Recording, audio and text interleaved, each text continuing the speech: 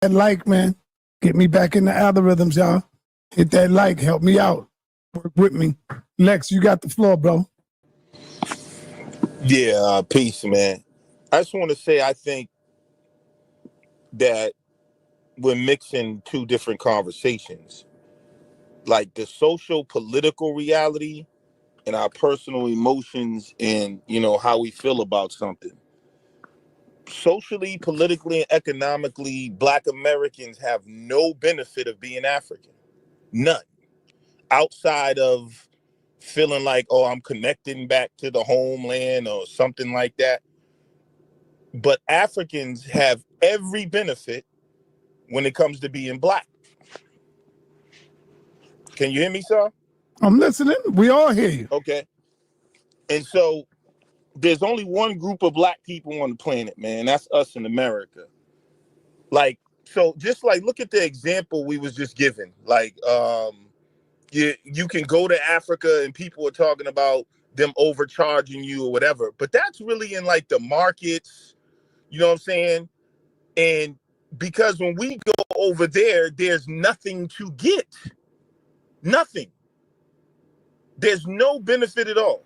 It's and so listen to what I'm saying. So when they come here, they don't even have to deal with us because they're getting it just from the system alone and being able to be classified as being Black. There's no African that would come to, say, the farmer's market in Memphis, Tennessee, and that farmer would charge them more because they're African. No, they would look at, because of our mental state, we would look at them as just being Black.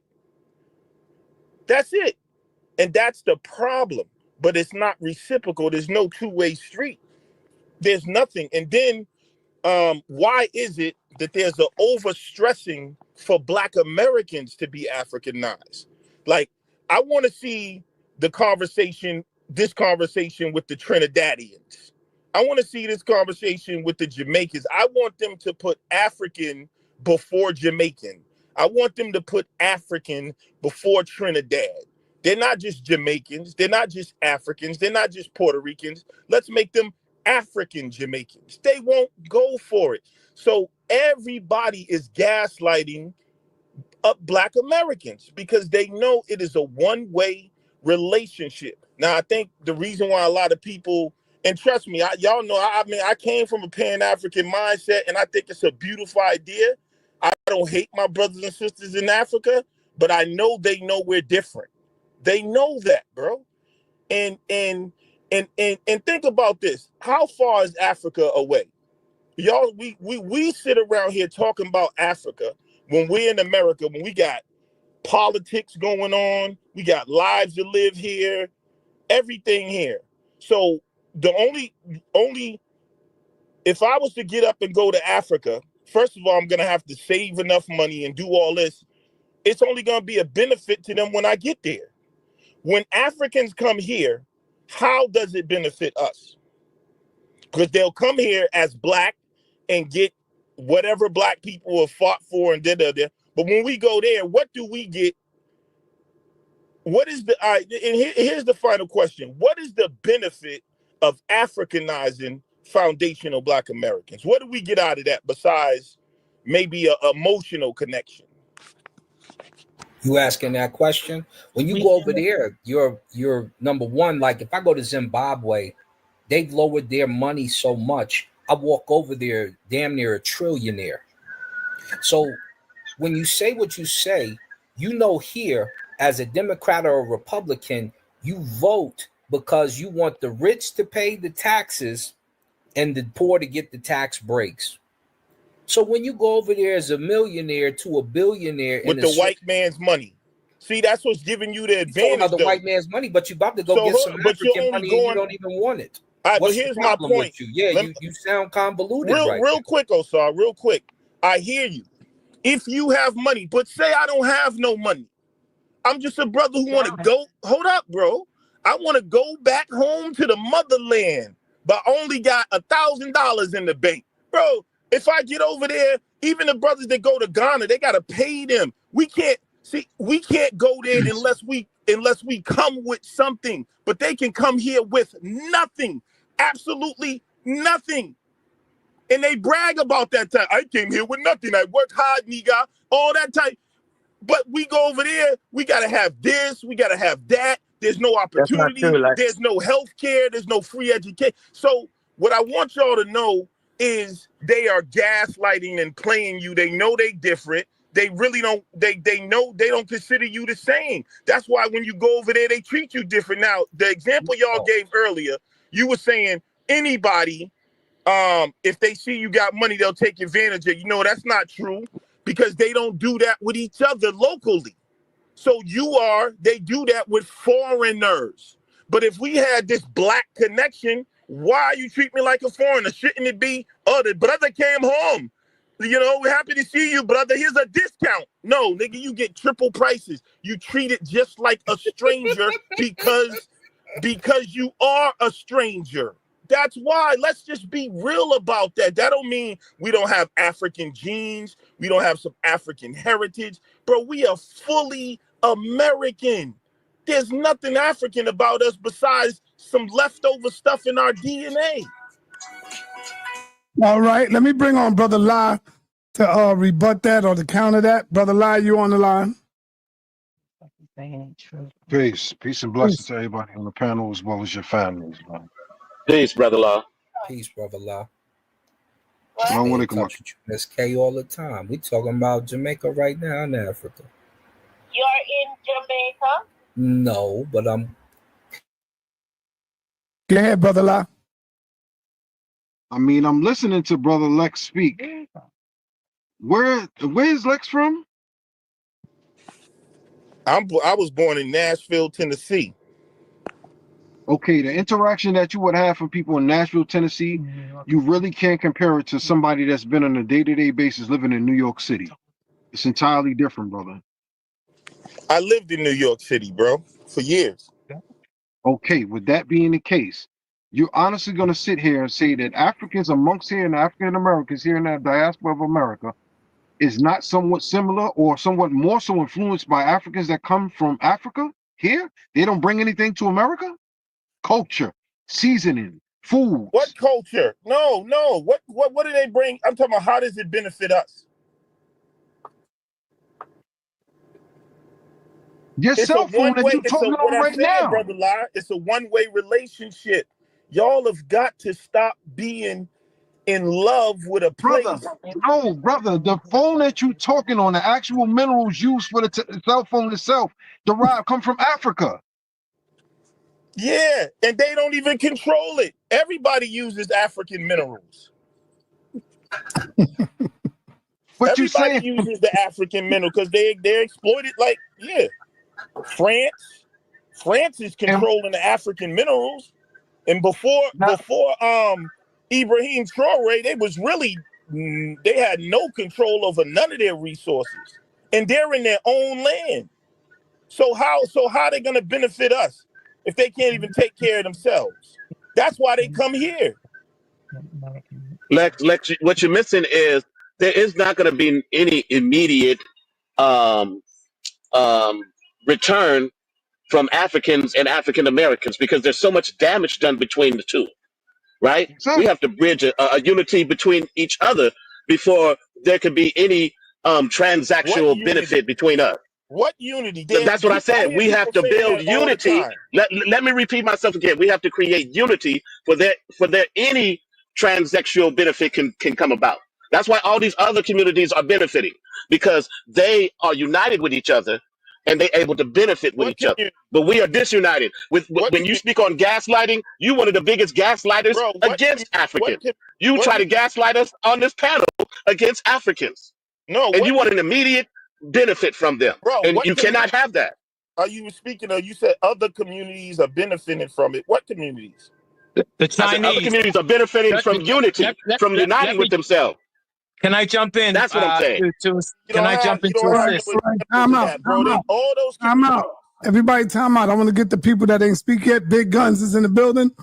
And then I want to come to Queen. Big Guns, what you got, brother? Yo, what's up? Can y'all hear me? Yep, we can hear you, brother. Peace to the panel. Peace to the panel. I went to Nigeria in 2017 for a week. I went like 2 days after Christmas and spend New Year's there and everything like that. How I end up going is I used to work with, I live in Indianapolis, and it's a big, very big, large Nigerian community here in Indianapolis, Indiana. And I happened to work with some brothers and sisters that was from Nigeria, got cool with them, you know. I've been on the Black Power stuff since I was a kid.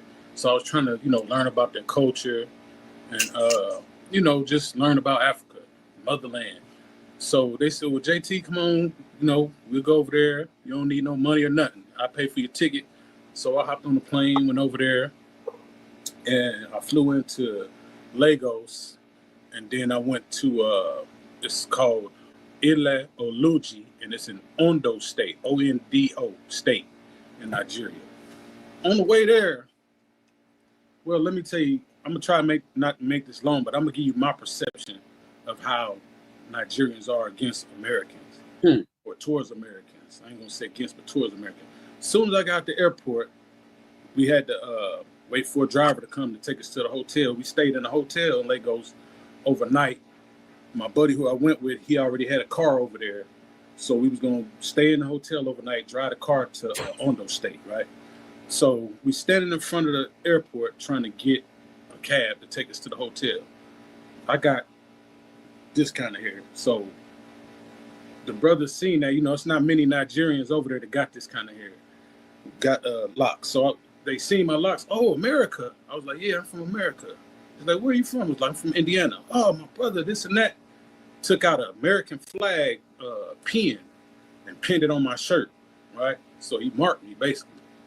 So while we standing out there for about 45 minutes waiting on the cab to come, so many Nigerians just was coming trying to, you know, hit my pockets and ask for money and this and that. My boy, he was, you know, telling them to go this and that.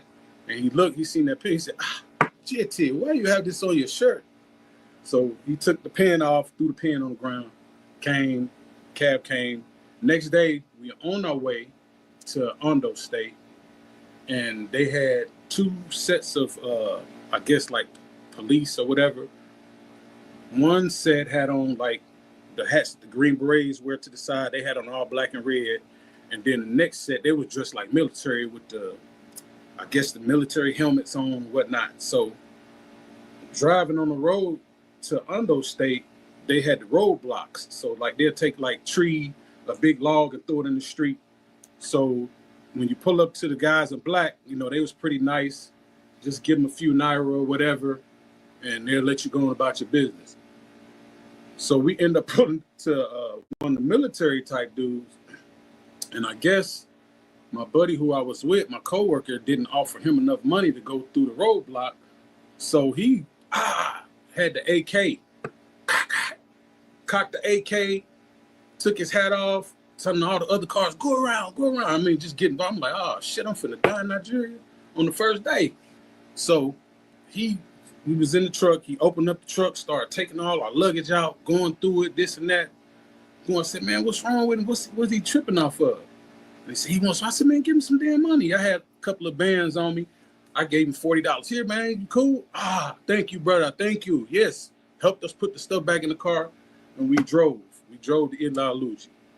So that's the first part of it. You know what I'm saying? The second part, while I was there, can you take me off big screen, man? It's the second part, while I was there, the whole thing was like, everybody was money driven, like trying to get me to come with them so they can like show their people and stuff like that. And like I was sitting in front of a store, and I had like a crowd of people coming around. America, Akata, look, Akata. I'm like, damn. So I just kept hearing this word, Akata. Right? So the whole time there, so I'm hearing Akata, pointing and shit. So I'm like, yeah, Akata. People laughing. So I finally asked my boy name, I call him Debo. I'm like, Debo, what does Akata mean? They keep calling me Akata. So he laughed to himself, man, don't worry about it, ain't nothing. I'm like, what you mean? I said, what is it, like a warrior or something, American or something? He was like, it just means, what did he say? Lost or something like that. Lost or something. So I'm like, oh, okay, cool. So, you know, long story short, he was calling you a cotton picker. I had a good time while I was there. The people treated me, pretty fairly well. Ate good. I met some of the traditional herbalists. Is that Genesis? You the one to do EFI? Yeah, yes, I did. Yeah, they showed me Ogun, his I guess altar, Shango. I know he's the one with the thunder and lightning. They showed me Ogun. That's the one with the feather in the ear, the warrior. They showed me Oshun. Yep. They showed me one. I can't remember his name. Maybe y'all know the God of Devil. SU. They showed me him. And then there was another guy that was there. He was a traditional herbalist, and he was trying to get me to come to where he was at to show me the oracle. He said, JT, the oracle is asking for you. The oracle told me to come here. I said, hell no. Nah. I ain't going. All right, to make a long story short, brother. Yeah, wow. yeah, my bad, Si. So, all right, it's good. Yeah, so I just want to share that with y'all and maybe get some feedback on my experience when I went, and then I'll come in and tell you what goes on in Indianapolis in regards to. Did you get that information on that cotton picker, man? I know now. I ain't know then, but I know now. Exactly. All right. What it means. I know what All it right, means let now. me go to Queen at 6'2". Hey, you got everybody. How's everybody going? I want to tell everybody in the chat hello, and everybody on the stage hello. Peace, Queen. Peace. Hey, thank y'all for having me here. I definitely appreciate it. Just a little piece with me, not even going over to Nigeria, Africa, or anything like that. I can tell you some of my experiences with a lot of Nigerians. I fortunately have, a kind of where I can get along with them. I don't know why they get along with me, but I could tell you a lot of the Nigerians, when they come over here, honestly, for us to be such a family, and if we go to Africa, we'll get treated this way. And at times we sent back to Africa for bad reasons. Other times we sent there for good reasons. But I could tell you when a lot of the Nigerians come over to America, they get very selfish.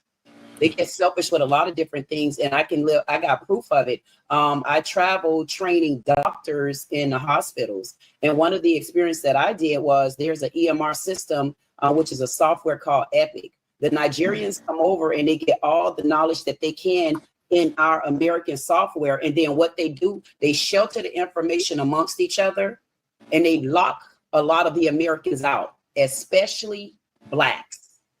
I don't know what the problem is when a lot of the Nigerians come to America. They honestly do have an issue with Black people, and definitely with Black women. And a lot of times they always tell me, oh, you should go over to Africa, this, that, and other. And I'm saying to myself, don't send me to Africa without me wanting to go there. Number one. Number two, I tell people I am a queen, but it's not because of African descent. It's just because it's how I feel in my heart.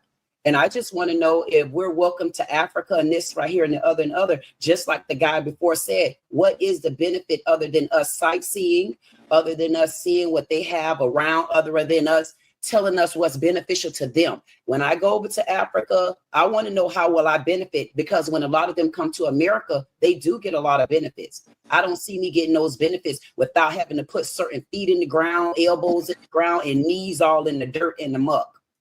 So I want to know, what is it about going to Africa will benefit me as a queen, because I became a queen in the United States from my daddy and mom and raised by a men, and all men have I been raised with and no women. So I'm not giving you an isolated opinion because I'm a woman. I'm giving you an opinion because my daddy also traveled around the world as a merchant seaman, and I'm his only daughter and he raised me.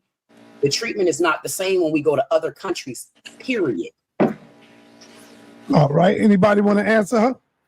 Yeah, I would like to, because this was really the answer Lex as well. Oh, sorry. Go ahead, Asaf. I'm gonna just hop in real quick, doctor. I'll be right off. So when you go over there, number one, you benefit because your dollar is more powerful. So you need to look at yourself as like I said, like a millionaire, because in most cases you are.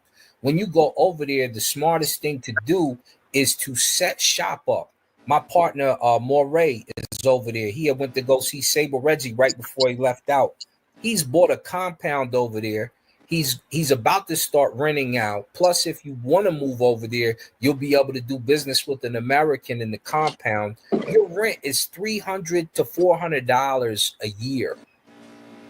But you got to live there, though. You have to go over there. And I know. I'm covering all that for you, sis. Sit back real quick. When you're living there, when you're over here, you're not paying no $300 to $400. Anytime you go to a different country, expect them to look at you a little differently. Right now, we have an exchange student living in Italy. She's black, so you can imagine what she deals with on a day-to-day basis, but she got comfortable. If you step outside of your comfort zone and you step into a different culture, because it is different to you now, because everybody want to be so American, they're going to treat you like what you act like. So if you come over there, you don't know the language, you don't have a job. If you go over there with American money, hold up, Lex. That's the benefit. Hold up, Lex. Let me finish, brother. So if you step over there and you have nothing to gain, nothing to offer, you're going to be in a situation because you're stepping in a country. It's like going to Mexico. What you getting in Mexico? Nothing. Why? Because how they going to treat you in Mexico? They're going to treat you real funky over there. And they killing some of us over there. So we can go over there. And they killing some of us over in Africa too. They killing us over in one mic. I want to move on. Let me finish. No, right. You're giving us too many answers. You're giving us too many questions to respond to you on. You're giving too many questions. We ain't even hit nothing there. We just covering what you asked. So you didn't cover what I was talking about. You covering what you wanted to bring to the table. Over there, you have the option to own your house at a very low cost. You can buy whole houses at very low cost, which they offered to me recently. It's and the same difference. You can live like a rich person. Right, you can do that in Mexico. Why would I go all the way to Africa when I can do that in Mexico? You can do it in New York. I thought you had 1,000 in your account.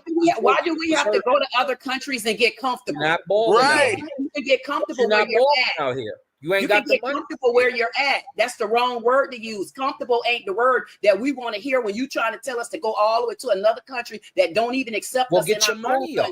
How you living in America? Are you rich in America? Are you rich in America? You should be. I have. I get money in America. Yes, but am I rich as I could be in Africa? What does being rich mean to you? Let me ask you this: Can you go to Africa and get a job in America? What does being rich mean when to I you? Go to Africa, you could be rich in America if you do the right thing. You have to have your own business. When you go to Africa, you have to have your own business and be funneling money to America. I mean, from America to Africa to be able to survive. No, you cannot get no job over in Africa because they're not fixing to hire you. Business flourish. And you got to have somebody. My business flourishes. I make money over here while I live comfortably over there. What was your connection? All right. Hold on, y'all. Hold on. So I'm gonna just put you in the back for a minute, just so I can let somebody in. Moses 7-7. Do you want to respond, brother? I'm gonna bring you back, Asaf. Hey, peace to the fam, peace to the gods resurrecting as gods on earth. sa.neter, I wanted to ask you, man, this presentation that you're doing, what motivated you to do this presentation today? I think me and Asaf a few streams ago, we was talking about, do they call you yourselves African? But I've been interviewing Africans before, and I'm gonna tell you, I kind of enjoyed it. And so I'm gonna go back out there and get more in depth and more information. I just need real good questions this time, and I want to go in on that. I'm interested in hearing their story, you know? Yeah. Okay, so the reason why I asked you that question because I believe it was the day before yesterday, I was motivated by ancestors to challenge the Hebrew Israelites, right? Because, the Hebrew Israelites, they always talk about, we're under a curse, right? So the challenge to them was, first there was the question, according to, y'all understanding of the Bible, how long is these curses supposed to last? And I showed a scripture, and the scripture that they usually refer to is that Genesis chapter 15, 13 through 14, where it say you're going to be strangers in a land for 400 years, right? So there is a project called the 1619 Project, right? It's done by Nicole Hannah Smith. And if you add 400 years to 1619, that puts you at 2019. So the question to them was, you know, it looks like the curses ended back in 2019. And I would like to know why it is all of y'all still running your mouth. Why are you still here? And then I pointed out Lalibela, Ethiopia. Now, Lalibela, Ethiopia is where the former Aksumite Empire was at. And according to their understanding of the Bible, Queen Sheba and King Solomon came together, and they had a son named Menelik. And Menelik is was supposedly the leader over this Aksumite empire. So since that particular territory aligns with their understanding of the Bible, the question to them was, okay, so y'all curses ended back in 2019. Why are y'all not back in the kingdom of God, rebuilding your ancestors' kingdom? So I thought that that was the reason why you were, you know, doing this presentation, because what I'm hearing from the sister in the pink, peace to you, Queen, and what I'm hearing from Lex Vortex, the thing that I need these people to understand, and I'm saying what you said earlier, sa.neter, watch what y'all say, because the things that I'm hearing from Lex Vortex and the things that I'm hearing from this sister, it's actually aligning you with a person in the Bible called Judas Iscariot. And Judas Iscariot is a person that was in love with Rome. When children from Africa were running across the Roman provinces, telling them that the kingdom of God was at hand, from an African standpoint, because you know I'm talking to y'all about the Bible from an African standpoint, it was children from that northeastern territory running across the Roman provinces saying that the kingdom of God is at hand, meaning that the time to resurrect our ancestors' kingdom is at hand, and y'all need to return home. Something bad is coming upon this place, you know, based on the history, because that wasn't what happened to them in Rome. What was coming to Rome, it was not the first time that it happened on this earth. So based on their understanding of history, they're telling these African children in the Roman provinces that it's time for y'all to return home and rebuild the kingdom of your ancestors. But there were people like Judas Iscariot that were saying some of the same things that the sister and Lex Vortex is saying, making cases of why they should not and why they don't have to go back to the land of their ancestors and rebuild that kingdom. And what happened is I'm landing. That rhetoric that they was preaching to Africans in the Roman territories is what led them to die with the Romans in that Mount Vesuvius destruction in 79 AD. And I need Lex Vortex and this sister right here to go look up Yellowstone supervolcano. Prophecy is not a magical thing. It's understanding how it's understanding history and understanding the decay of societies and what always comes when a society is decaying. The universe turns on that particular society, and the universe tries to erase that. I shouldn't even say try, it has. The universe has erased many of societies, many of empires, because of the decay that's causing the planet to emit a negative energy into the universe. All right. Go look up Yellowstone supervolcano. Let me let Queen respond. Let me, real quick. No. Let her respond, bro. Hold on, hold up, Apostle. He was talking to them too. So I but you in that his response had nothing to do with them two. He's talking some off the wall stuff that's not even true. All right, I'll bring you in after them two. All right, let me Cheyenne, man. Go ahead. To him is this. It seems that my response to him is this. What he's throwing out is innuendos that he didn't hear me throw out. Because what I threw out was my experiences. I threw out my experiences with them working in a hospital with high-profile doctors, neuroscience, cardiovascular. I mean, we can go on and on and on down the list. And my experience with them is selfishness. So what I'm trying to say to you is, talking about motherland is over there. I've never been to motherland, but I'm saying to you, if some of motherland people came over here to me and they showed me the way they are, what are you expecting me to do over there? I'm not saying I would never go over there. I was giving you my experience, and I never told anyone not to go. But if they act like that with me over here in my country, what am I going to get over there in theirs? I got to pave my footprints down there in order to what? Get that type of respect? Right. You shouldn't have to go to other countries and be comfortable. They come to our country and live. And I would, I'd like to respond as well when I get a chance. hold on. Yeah, I would Doc was add behind me, wasn't he? I will add this, right? And this is why it's important that y'all don't make everybody black. There's only one group of black people here. Now here, this is what I'm saying, like, about the emotions and the political reality. If Nigerians are black, why, when it comes to statistics, they're labeled as Nigerians? Like, it'll be Nigerians have the most education, and why doesn't that fall under us in terms of black? Because they're not black, and throughout the years they told us we wasn't black. All foreigners, we were the only ones.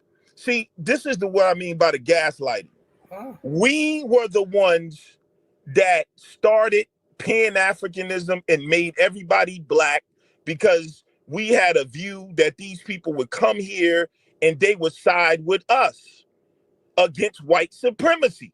But it didn't work out like that, and it still doesn't. They came here and actually worked with white supremacy, and what they really want to do is replace you in America as the blacks. That's why they keep saying they black, because eventually they want to weed you out, and they're willing to be the second-class citizens to get that free health care that we fought for, or that education we fought for. It's no coincidence that after the Civil Rights Act in 1964, black foreigners didn't start coming over here in droves till 1965, because that opened the door. Why did they come over here after 1965? Because they could get access to America's benefits. Now, before that, if we're all black and we was all together, why didn't they come? Why wasn't they saying, let's get over there doing Jim Crow and fight with our brothers? We all black.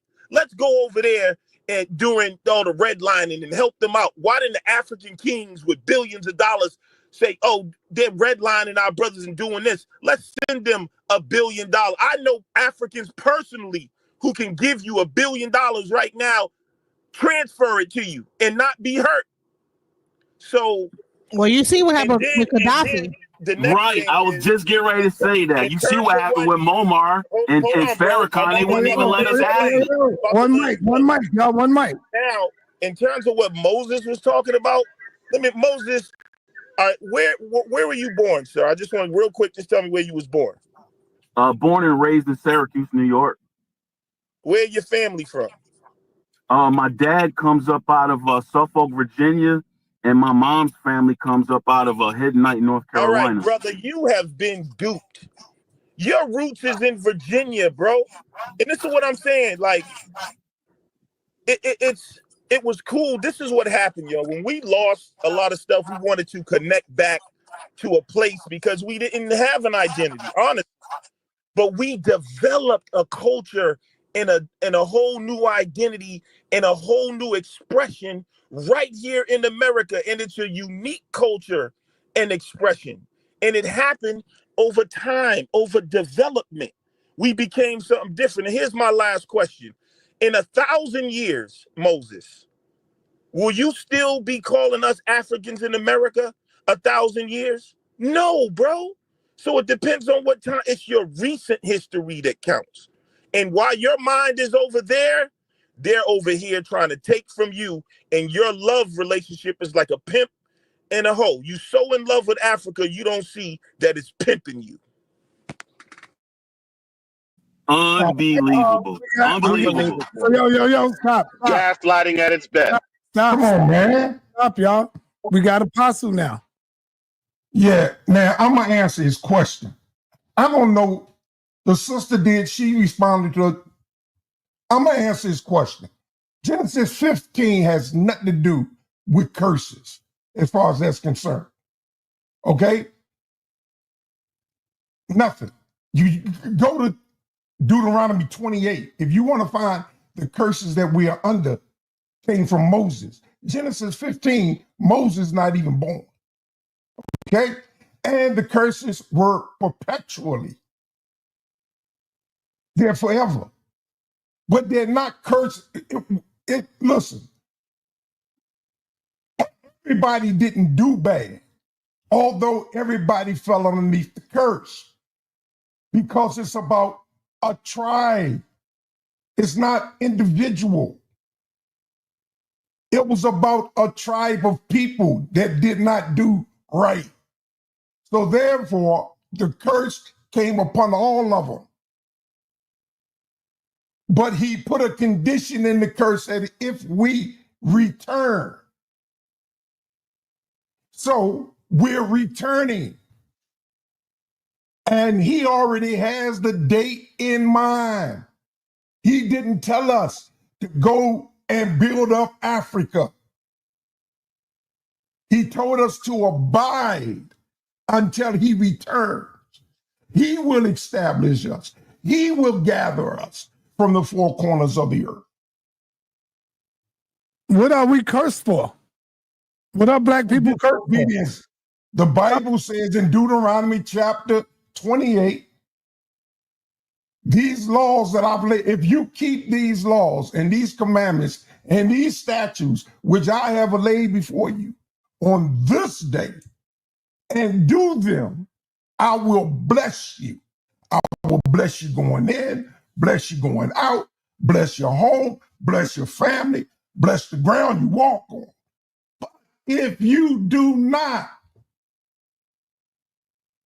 do as I had commanded, then these curses and these plagues will fall upon you. You got to get out of that slave mentality. Okay, whatever. I'm only clarifying what the Bible says. Yeah, that's slave. I'm only clarifying what the book says. Right. This dude talking about something. We're the only people that disobeyed God. Here we went through 400 years of lynching, right? When the white man castrated us, cut us open, burned us alive, and we the one that's going through hell? Cursed? What about the white man curses? He coming.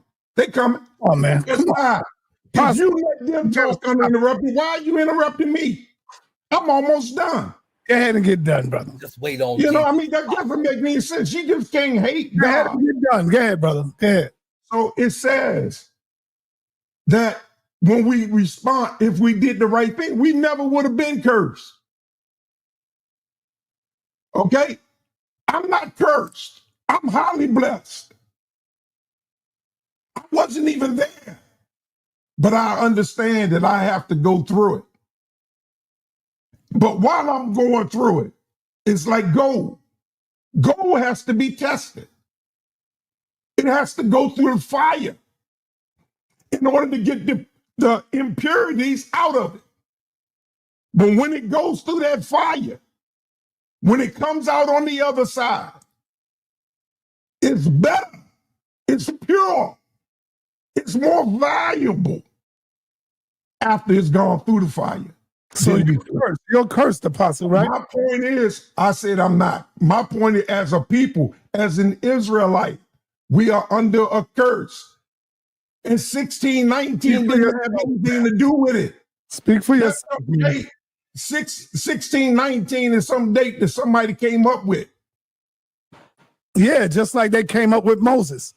And we were cursed by that tether Noah. You believe that? I'm not here to argue with you. That is I'm not here to argue with you on that.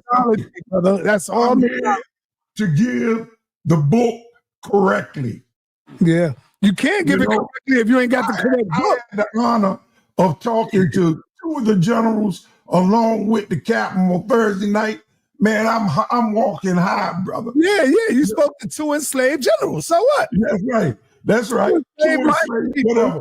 You know what I'm saying? And you love it when you get to speak to them. So don't be, I don't know what he is. You fucking. sa.neter, can I respond as well? Go ahead, David. And then who I got next? Genesis or sa.neter? Yeah, I got something to say because we got to be very careful about what we speak onto or over our head. Speaking curses onto yourself and all this other stuff. That's why we need to learn about African spirituality, because we need to want to understand our word. I think you want to be Bible people, baby. It said in the Bible that the tongue is sharper than the sword, but then you're going to speak a curse over your head, then what are you doing, bro? I did not speak a curse. Apostle, we are cursed. Did not cut you off one time. Not one time. You're speaking a curse over a whole nation's head of people. Yes, and I didn't come All right, go ahead. I had to put him in the back. I got to put him in the back. African spirituality actually teaches you the power of like words and understanding like the words you say can be spells. But the thing is that we think it's all witchcraft, right? Oh, it's witchcraft to like go into this. But it's actually, if you actually go get deeper into African spirituality, be very careful about what you say, the words you use. You don't speak a curse over everybody and speak a curse over all to yourself and then be wondering why everything's going wrong in your life. Why are we cursed and everybody else ain't cursed? Why ain't Elon Musk cursed? But in African spirituality, it'll tell you how they're really cursed. All this making up this fake AI thing, it'll tell you that, you know what, they're going to always try to create things to be God, but it never works. But if you never take the time out to look at other things outside of the Bible, you'll never know other religions that teach you and actually have like actual documentation about how these things come into play. And I'm just going to leave it at that. People need to think higher, man. All right, let me go to Dr. David. All right. Can I respond afterwards? Yes. I want to say to Brother Lex, who over the many years of listening to sa.neter, I've heard you many times, seen you many times, and I respect your intelligence and your diligence. Also, Lord Abba is in the chat. Obviously, I respect Lord Abba and his seriousness about his political mission right now. And I want you to understand that, in my opinion, the foundational Black American movement is a very powerful and potentially significant movement that African Americans or Black Americans, whichever way you want to say it, should pursue. However, it shouldn't come at the expense of becoming another way to separate us as a global people of Black people. And I want to say this very quickly, and sa.neter, I'd like you to talk with me. Is there such a thing as an Irish American, sa.neter? Yes. Is there many Chinatowns, for example, in New York, San Francisco, many places in America? Yes. Good. Are there very large and insular Jewish communities? Yes. And our last one, I'll stop with this one. Do you have places where you can go where you'll see lots of Hispanics, especially like Mexicans? Yes, and they're very much good. Yep. Do any of these people, especially the Irish, Chinese, and Jewish people, disconnect themselves from their home bases? Do the Chinese disconnect themselves from China? Do the Irish disconnect? No, they don't. So why do we think that as Black people who are now descendants of Africa, that we need to disconnect ourselves from the source of where we could benefit from? I can tell you the answer to that. The answer to that is no. Lex, let him finish. Let him finish. That's okay. Excellent, brother. Go ahead. All right. Now this. Respect to the sister. It was asked who is benefiting. Okay. The sad thing is, so many people on this panel, I'm not using this to denigrate anybody, but so many people on this panel have not been to the continent. But the sad thing is that when you go to the continent, you see who is benefiting. You see the Chinese, you see the Lebanese, you see the Russians, you just see the French. sa.neter, I'm telling you, when I go there, I have pictures to prove it. The Europeans are killing. They are killing doing business on the beaches. They are hiding things about the continent, the beauty and the resources, and showing us a completely different side. They're having children over there. So we talk about who benefits, and I'll finish on this last one. Why do Black Americans not benefit? Well, that's because they haven't engaged with it on a large scale yet. It's up to us to engage with it on a large scale. We can do business with them, with our African brothers and sisters at home, just like the people who are coming over here and going to Africa are doing business. And I'll stop there for now. Please let me address All right, brother Saw 7, let's go. Yeah, I want to say first to the sister, I know you had a bad experiences there and bad experiences with Africans, but there's people who've had good experience with Africans. There's always going to be people who are going to have good and bad experiences. And sometimes those experiences could be so bad, all you hear or look for are people who are going to confirm your bad experiences. I'm pretty sure that Africans and other immigrants has come to America and had bad experiences and bad stories to tell as well. But what we're missing is there's been a propagandized message about Africans, about us over here, and how to keep us from unifying with each other. And we have propagandists like Lex Vortex, who's on here gaslighting us. You know, he talks about us gaslighting him, but he'll come on here and say that Africans want to replace blacks. They want to replace you. He has no evidence of a coalition of Africans coming over here wanting to replace us. That's just his opinion. He made another opinion talking about 1,000 years from now, black people here wouldn't want to refer to themselves as Africans. He doesn't know that, right? But he's gaslighting us with his opinion, like he's right. But all he's doing is creating division between Africans and the African Americans over here who are descendants of those Africans. Because that's not only what Lex Vortex wants, but that's what Europeans want, right? They're over there confirming the Europeans' idea of dividing us, and their practices of dividing us, and it's working in real time in 2025 when we have brothers like Lex Vortex on here trying to create a narrative for us to disunite from our brothers and sisters in Africa. Pan-Africanism won't die, no matter how many of you Negroes are trying to kill it, because people like myself and others will keep fighting for it, even though there's people in Africa who don't want it and people in America who don't want it, because there are people in Africa who do want it and people in America who do want it.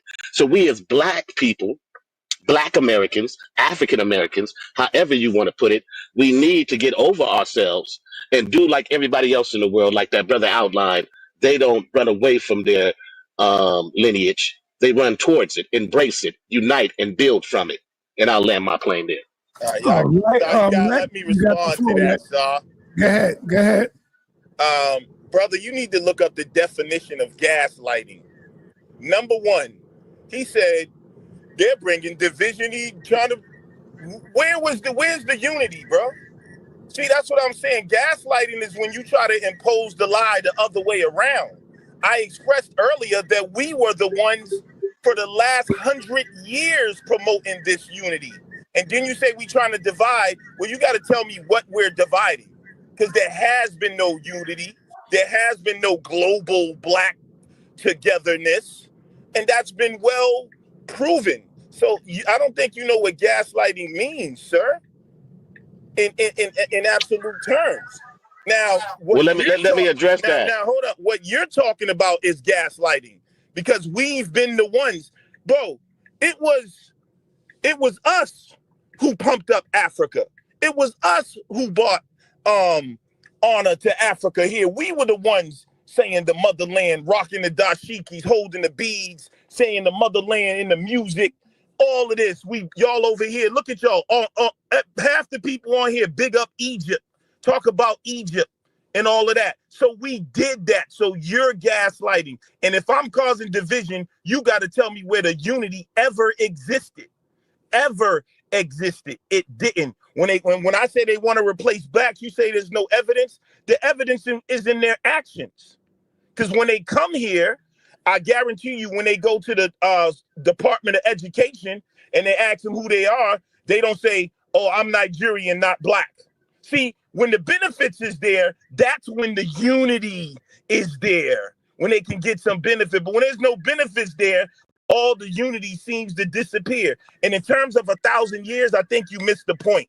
The reason why the people in Brazil, they're called Brazilians, because after time, you go through changes in cultural evolution and revolution. So when I say 1,000 years, I'm trying to let you know we've been in America so long. Our feet are planted here. Our graveyards are here. Everything, and honestly, our spirituality is more powerful than African spirituality. So why would you want to go backwards? Wow. Because it's our spirituality that brought us through slavery, Jim Crow, redlining, mass incarceration, police brutality, white supremacy, hanging. I mean, we could go down the line, scientific experiments, nobody else would have survived that. So there's not a people on earth with a stronger spirituality than us. And I'm talking about even the spirituality that comes from the black church. The black church is more powerful than that goddamn African gods. Stop playing games. Foundational black Americans are the greatest black people on earth and the only black people on earth. And if you want to get with us, don't be black when it's convenient. Be black when the cops are shooting us down. Be black when you can't get the bank loan. Be black when you can't go to school, bro. See, and my last thing, do you notice how crazy y'all are? Y'all defend Africa more than you defend your own tribe. Think about that. That's like me coming from one family, and every time an issue comes up, I stick up for the family across the street. Y'all don't stand 10 toes down with your own tribe here. But you, every time something comes up, you ready to die for Africa. And them niggas threw you in the ocean and said goodbye. Wake up, bro. All right, Queen, you got the floor. He's saying about a division. What I wanted to say is, he's saying that there's a division, but I never gave a division. I gave my experience in the United States, not my experience over in Africa. In order for me to want to go to Africa, I can't just go to Africa not knowing anybody, knowing what I'm going for. Some people will go in the blind eye. I personally wouldn't want to go in the blind eye. At the end of the day, my experience with the Nigerians and the ones from Africa that I met over here and spent time with, they came off very stingy and selfish, only trying to huddle information for themselves. They didn't come showing me that they were eager to teach me things or eager to introduce me to some of the things that they have going on in their country. So how did anyone from America go over there and not already have a connection? And when I feel like you guys are gaslighting, it was when you say, oh, you go over there, you can make this money, you can do that, and you can do the other thing. It's the same thing the other foreigners come over here and assume. And then they find that they ass is working like damn dogs too, but they were working for $10 less than us. So you're telling us to just go over to Africa and you're going to get this lolly land and so forth and so on. It could be true, but you didn't just go over there with nothing else to back you up. You went over there with some connections. You went over there with some sort of something. You went over there with a group. Hey, sa.neter. Hey, cool. You gotta come in here, man. Click the link. You gotta defend Africa, brother. Come on in. Come on in. And I feel like, and you have. You're not muted. You're not muted, sir. You know, Sa, you cutting her off. And I feel. Oh, my bad. Damn. And I feel like when you do, if you're on here and you're telling us that it's an easier way to in Africa, the rent is $300. A mule and a cow only cost you 50 cents minus a quarter. I'm asking y'all, where are the groups at? Get us into these groups. Let me see. Tell me what's the name of your group. Tell me where you're at. Tell me where do you located. Tell me how do y'all get together to spread even that wealth to the rest of us. Tell us how can we connect with y'all because you're connected in Africa and you the one know about our motherland and y'all can teach us more about our motherland and we don't got to be throwing our corn in order for our goddamn grass to grow. Show me what we need to do instead of coming over here throwing the information out in the air and we supposed to fetch it like that, then get over there and be back like the other Mexicans need to go. Y'all come and tell us the truth and stop trying to gaslight. Give us the blueprint to how you got over there and y'all doing so good. We're not saying it's not good over there. Show us a better blueprint. All right, let me get the Baba. Baba been in here for a minute. Baba Yashabaya. I don't know what that is. Baba Yashabaya. Let's go, Baba. Yeah, greetings, family. Greetings, family. Greetings. I'm Baba Yashabaya. Here, y'all. Let's get the Baba Lou. Baba. Yeah, I want to say hotep to my brothers, peace and love.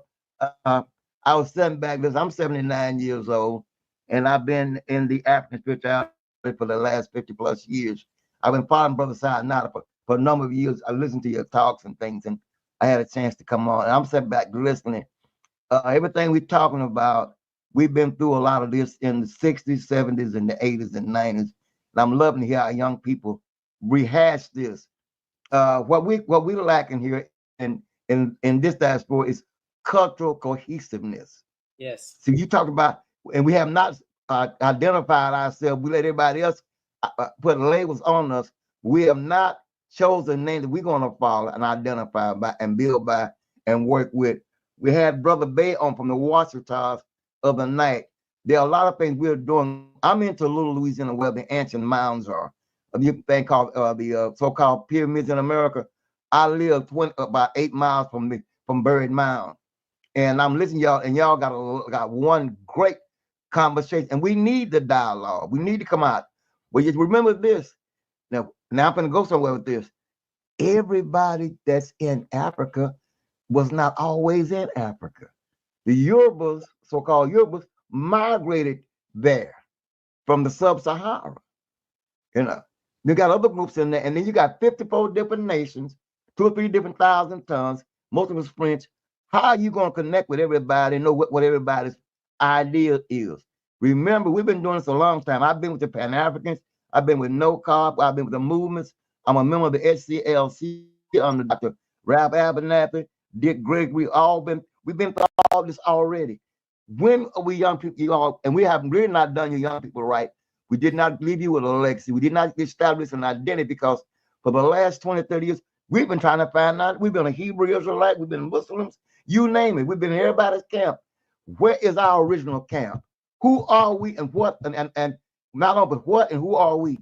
And why we can't come together? We Indians. We Indians. We Native American Indians. We are the indigenous people of this land.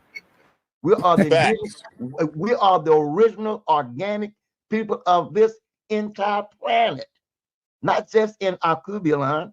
When it was one piece called Pangea, we ran all of this. When it broke away and it's coming back together, the tectonic plates are gradually working itself to close the puzzle. You know, and we have to realize that the great mothers and our ancestors are bringing us together through the land connection. That's why all the upheaval is going on, and then we've been working on an artificial matrix, a fantasy that is not us. We've been following the white boys' idea of zodiacs and their calendar. When we'll get back to our original calendar, 13 months, we'll get back to our thing that we created, that we live by. I heard Brother kept saying he, in the ancient Hebrew, the word he is she. You know, we throw the mothers away. The whole thing is that we've been missing the mark, and that's why we're being punished, because we have disrespected that feminine energy, put it in the back closet, walked on it, stepped on it, and that's why we can't get through, because that's where the thoughts come through at. You know. All right. I'm listening, and I'm hearing y'all, and I'm loving it, because this kind of dialogue we ain't all got to agree. We come at some point we should come to an agreement on, well, this is it. So what? Now I ask this: do you agree that we lack in cultural cohesiveness? Because everybody you mentioned, they could come together, 15 in the house, build things and do things, and they keep that connection. But we're the only nation that has this many cultures in it. How many nations is it in Ireland? How many nations is it in China? How many nations is wherever? Our Cuban's got 54 different nations, 54 different presidents, 2,000 to 3,000 different languages. So where you gonna fit in at? And I have friends in Abeokuta. I got friends that live in other places. Oremo. I'm tied to back there, and everybody claims. I got my doctor's from Cameroon. She's a doctor. She's from Cameroon. They don't like the Yorubas. You got the Igbos that can't get along. So you got folks that don't even talk to each other over there. So what could we expect? And I'm gonna say this, Brother Simon, and I appreciate you. December the 21st, 2000, there was a portal opened up that said it's time for the indigenous people of this diaspora to come together to save the world. And it shocked me. What? Everything we talked about have culminated in this diaspora. We are the people going to take the break. When we get, excuse my way, when we get our shit together, everything is going to come together. Right now, we got all this division. Well, I'm a this, and I'm an Ephod, I'm a Santera, I'm a Lakini, I'm a Baptist, I'm a Methodist, I'm a Church. All this madness. That's right. Tell it. Yeah. What about our original thing? Now I'm gonna piss some people off. How old is the original man on this planet? 2.5 billion years, I can document it. 2.5 billion. That's we what talking about Egypt. Yeah, we got tribes that been there before there was anything called Egypt or Kemet. Yet we deny them recognition talking about Kemet. How many times has Kemet been invaded and been destroyed? They've had 10 invasions. The last one was the Exos. Every culture comes in, changes, the narrative of that particular land. What about the Sand people, the North people, 63,000 BC? What about the sisters who created the first calendar out of the Bombo Mountains based on the menstrual cycle and the moon movement? We got 13 months, and for years we've been on following this Julius Caesar and Gregorian, and we've been out of focus all this long and imbalanced because our celestial being will come from a whole nother dinosphere. We're living in this place they call Earth, which is a school of every entity comes here to learn and to do their thing. Everybody you meet is not everybody ain't human. You got the test tube babies, you got the in vitro fertilization, cloning. You don't know what you're dealing with. You know what you're dealing with. We are the organ. We got to understand the vibration and the vibration and the frequency that we're on. And we run around it because that was a time when white folks said they didn't have no soul, we had all the soul. That's gone away. When they changed the music, they changed the vibration, and they doing it again when they came in with this thing matter. They're gonna drop it again to the 6G. Every time they drop the frequency, they operate and deal with our DNA. You better talk about it. You know, so we run around here and we're playing into the game because while we're arguing about it, they're playing chess and we playing damn checkers. Which one stand up? Man, wow. Powerful. Thank you, Baba. I appreciate that. Let me get on over to who is next? Lex? Lex spoke. Let me respond to Lex because Lex did speak. Go ahead, Seven. Yeah, Lex is talking out the side of his neck. Because if you read the very definition of gaslighting, I used it appropriately when referring to him. Oh, well, we'll pull it up, Lex. Let's pull it up and see what the definition is. Because you were manipulating. You were over here giving your own opinions of what you felt what's right. Right? That's what you were doing. Those were your opinions, not facts. So when you over here telling us why we shouldn't be trying to unite with Africans, that's a form of manipulation and gaslighting of what we should not do. And that's what gaslighting is, and that's what you did do, right? And we need to understand that we need to unite, just like what Baba said. Everything he said, I agree 100%. We over here bickering about why we shouldn't unite or why we should, and that's what they want us to do. That's what they plan for us to do. And it's being executed flawlessly because that's what we're doing. And we've been doing it almost since we've been here, right? And now we got people in 2025 talking about how Africans don't do nothing. They want a transactional relationship with Africans before healing what was done to us. We have to heal before we can do anything with each other. Yeah, and that's one of the most important things. We have to heal with ourselves. The Africans got to heal with themselves, but we cannot play the game that the Europeans had set up for us to play. And when we continue to play that game, they win.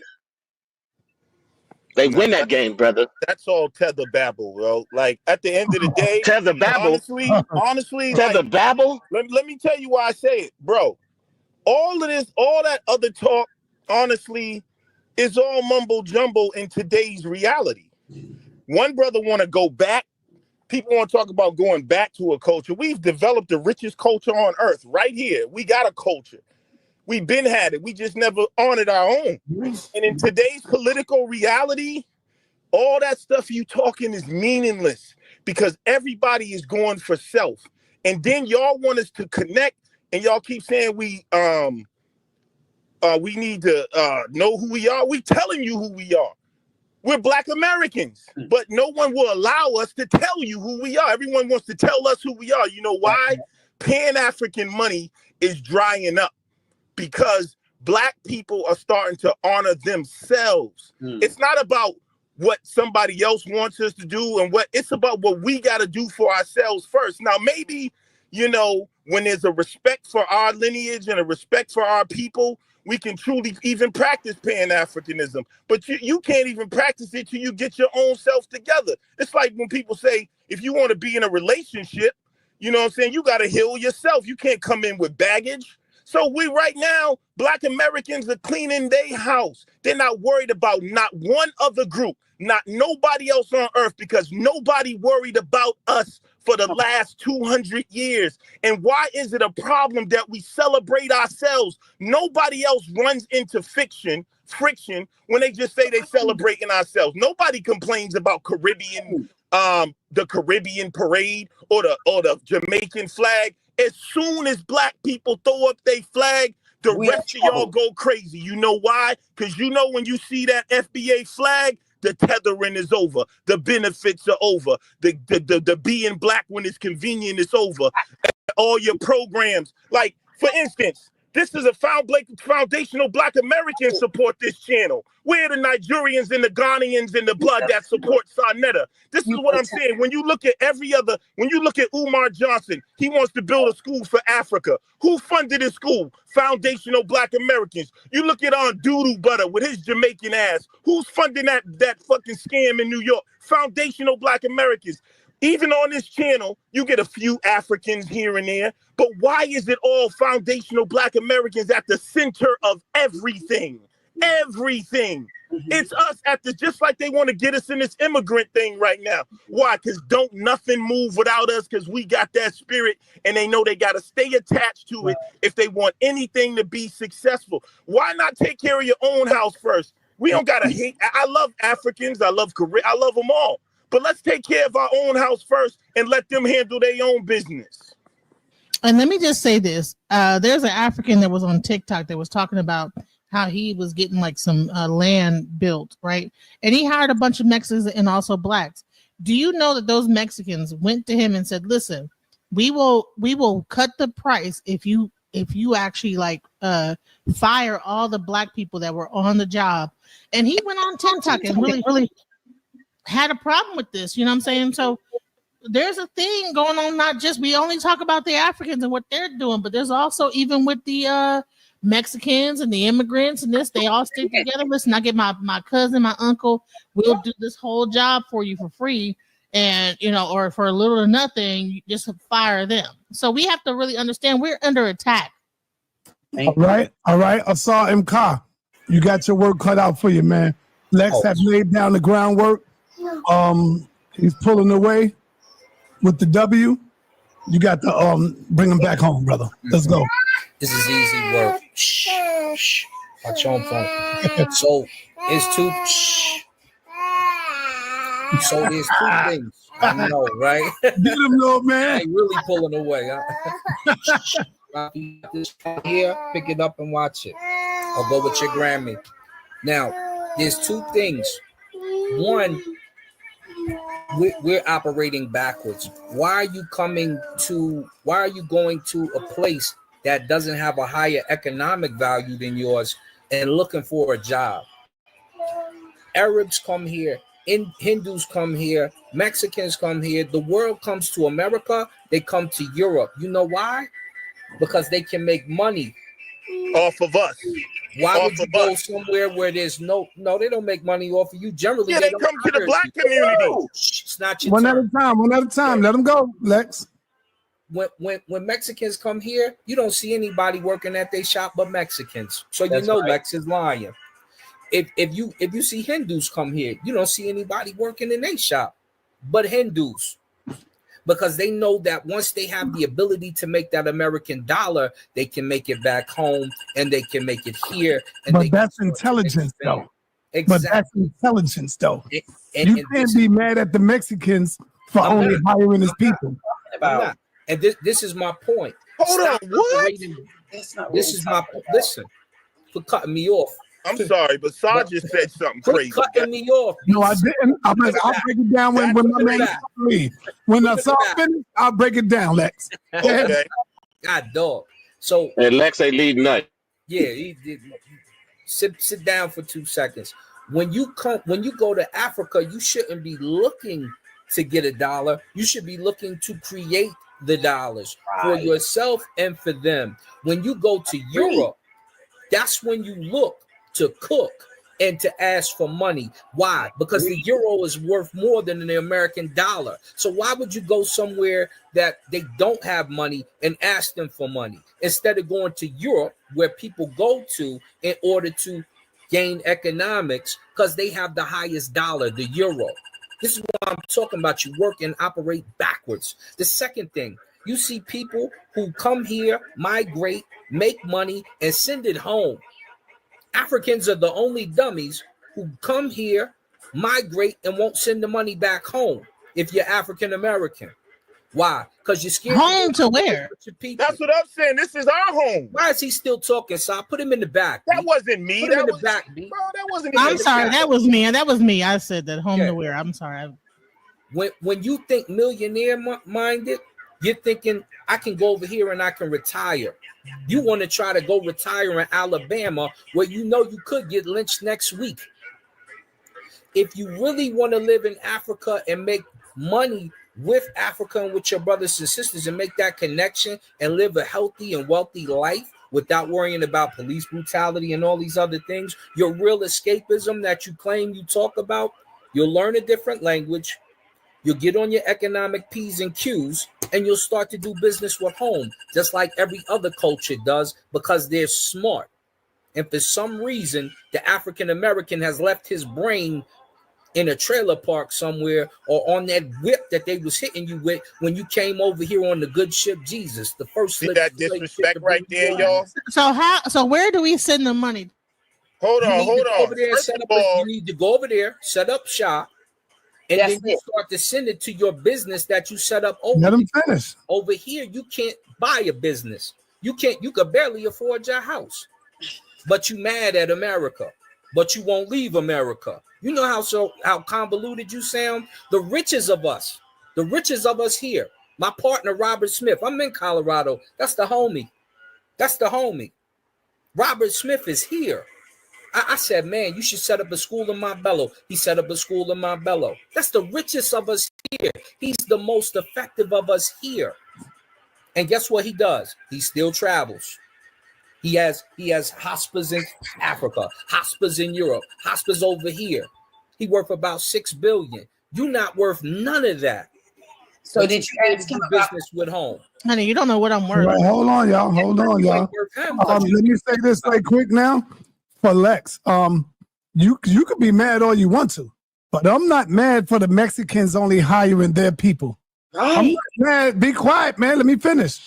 I'm not mad at the Dominicans, at the Spanish, at the Arabs, at the goddamn Chinese, man, hiring their own people for work. I'm not upset at that. To me, that's called intelligence. And what they are doing is they are living out the first law of nature. And what is it? First, self-preservation. We are the only dum-dums that want to look out for every goddamn body.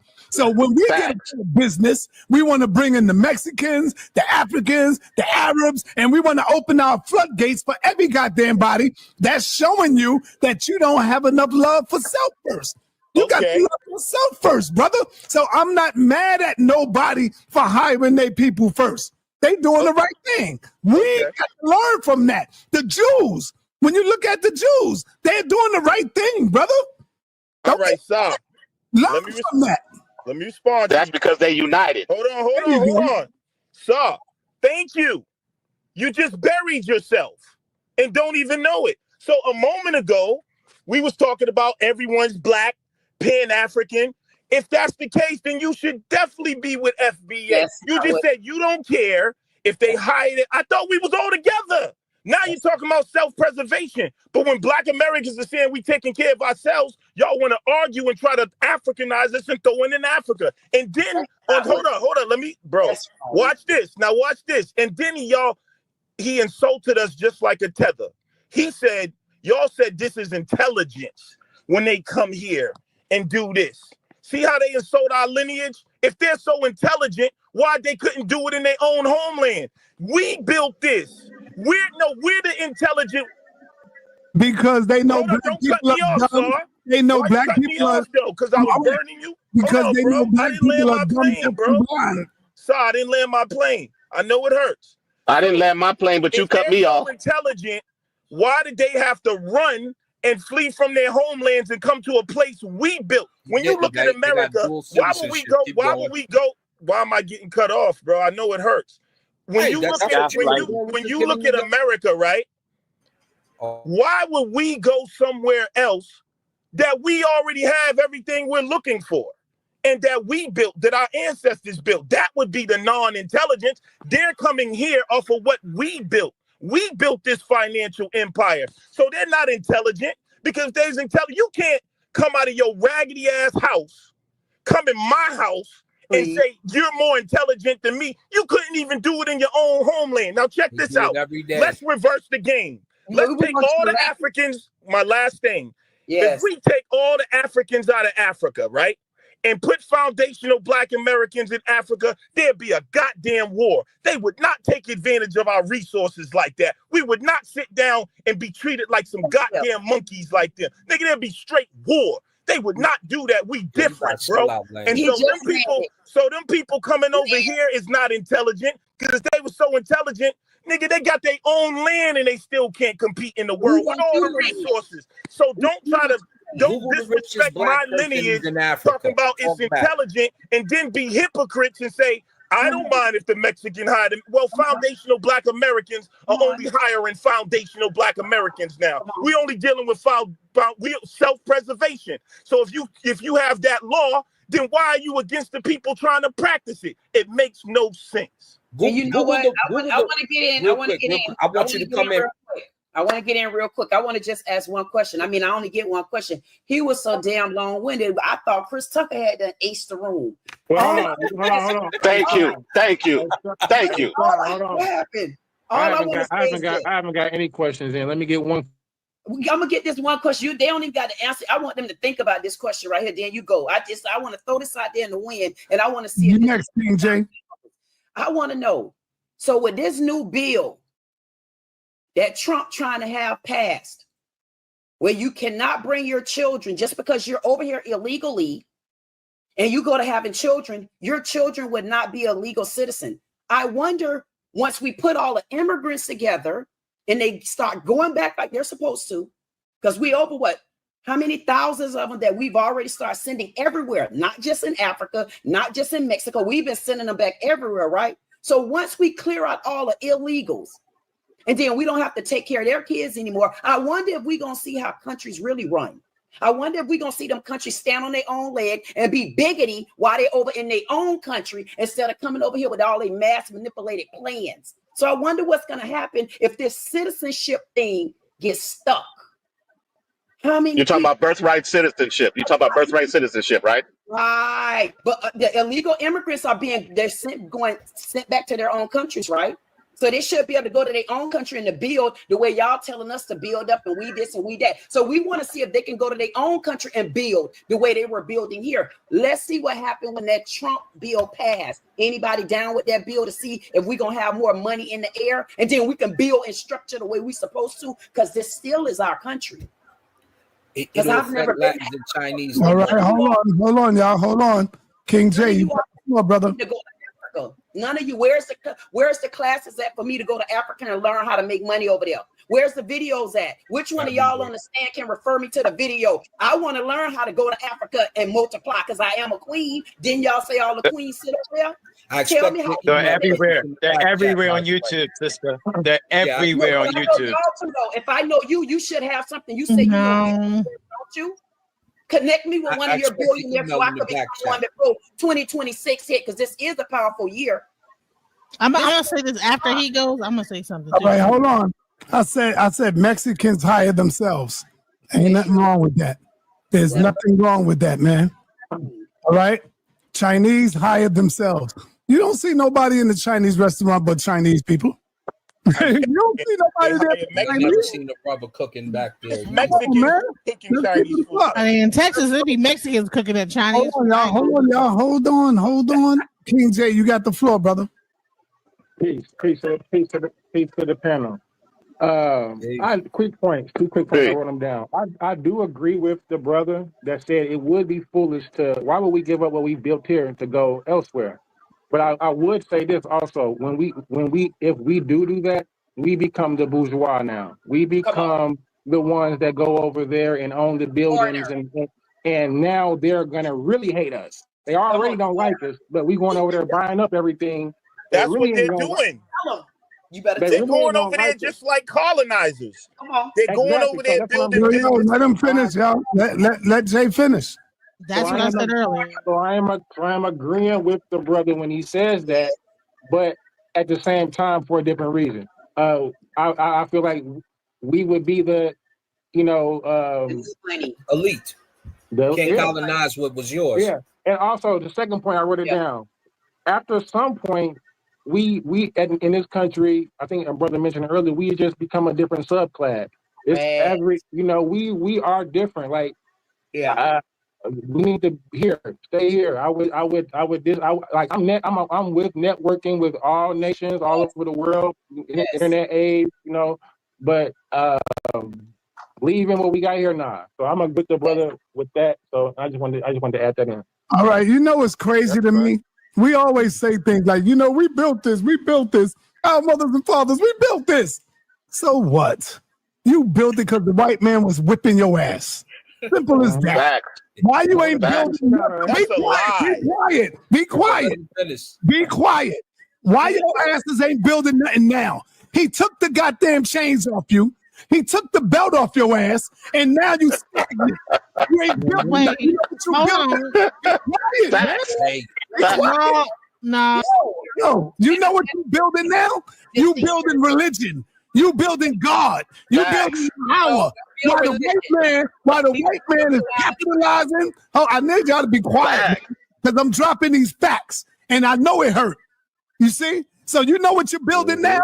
You building religion. You building spookism. You building Jesus. You building God back. See, the white man took that belt off your ass, and now you ain't building. You stagnated. But the only reason you built him was because he was whipping your ass. And that's build America. We'll see. Now you ain't building the thing. Now you ain't building the goddamn thing because he took that belt off your ass. Why we ain't building? We need to build like everybody else, man. Go ahead. Building, that's tether babble, bro. After slavery, hold on. Let's see, that's what Hold up. Wait a minute. Something ain't right. To destroy.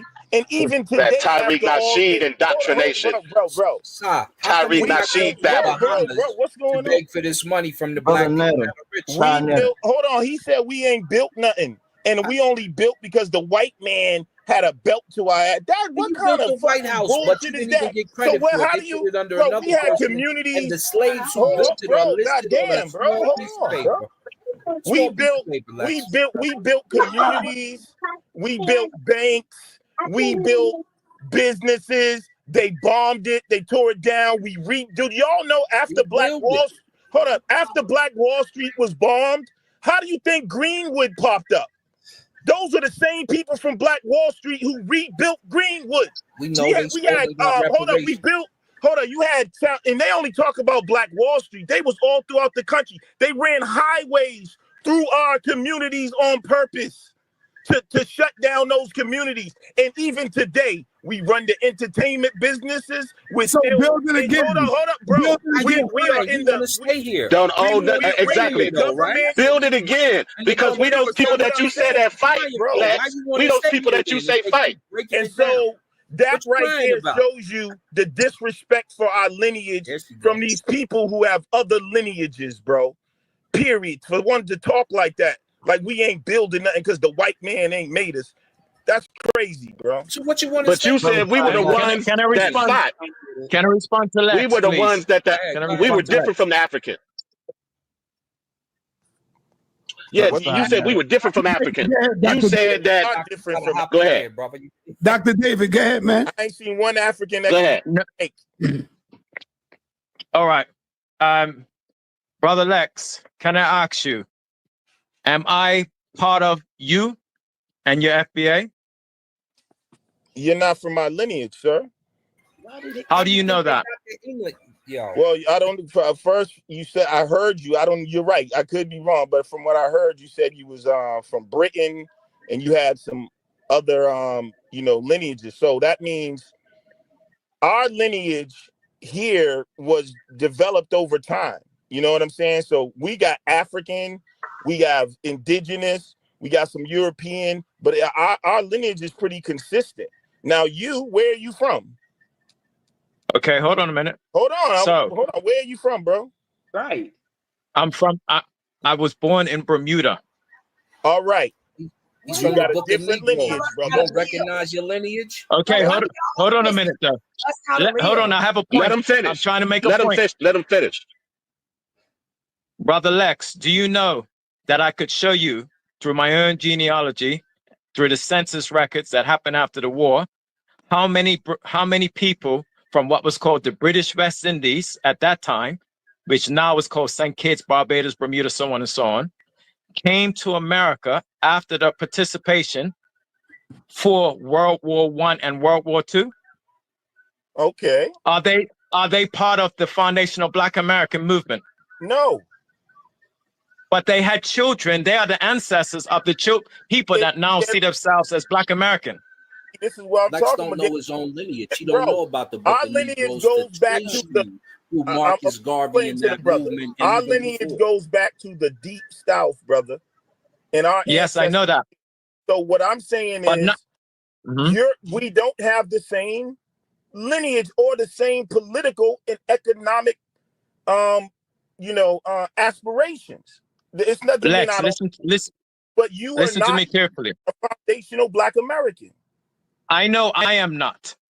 But what I'm asking you is, could it be a possibility that myself and yourself, for example, share a common ancestor that was not too long ago, meaning within the past 200 years? That is quite possible. But everybody on Earth has So why is your rhetoric seeking to separate one of the most powerful link-ups to help assist with your movement? I don't get it. No, it's not. You don't get it either, because bro. it's not a separation. In order to separate something, they have to be together first. Exactly.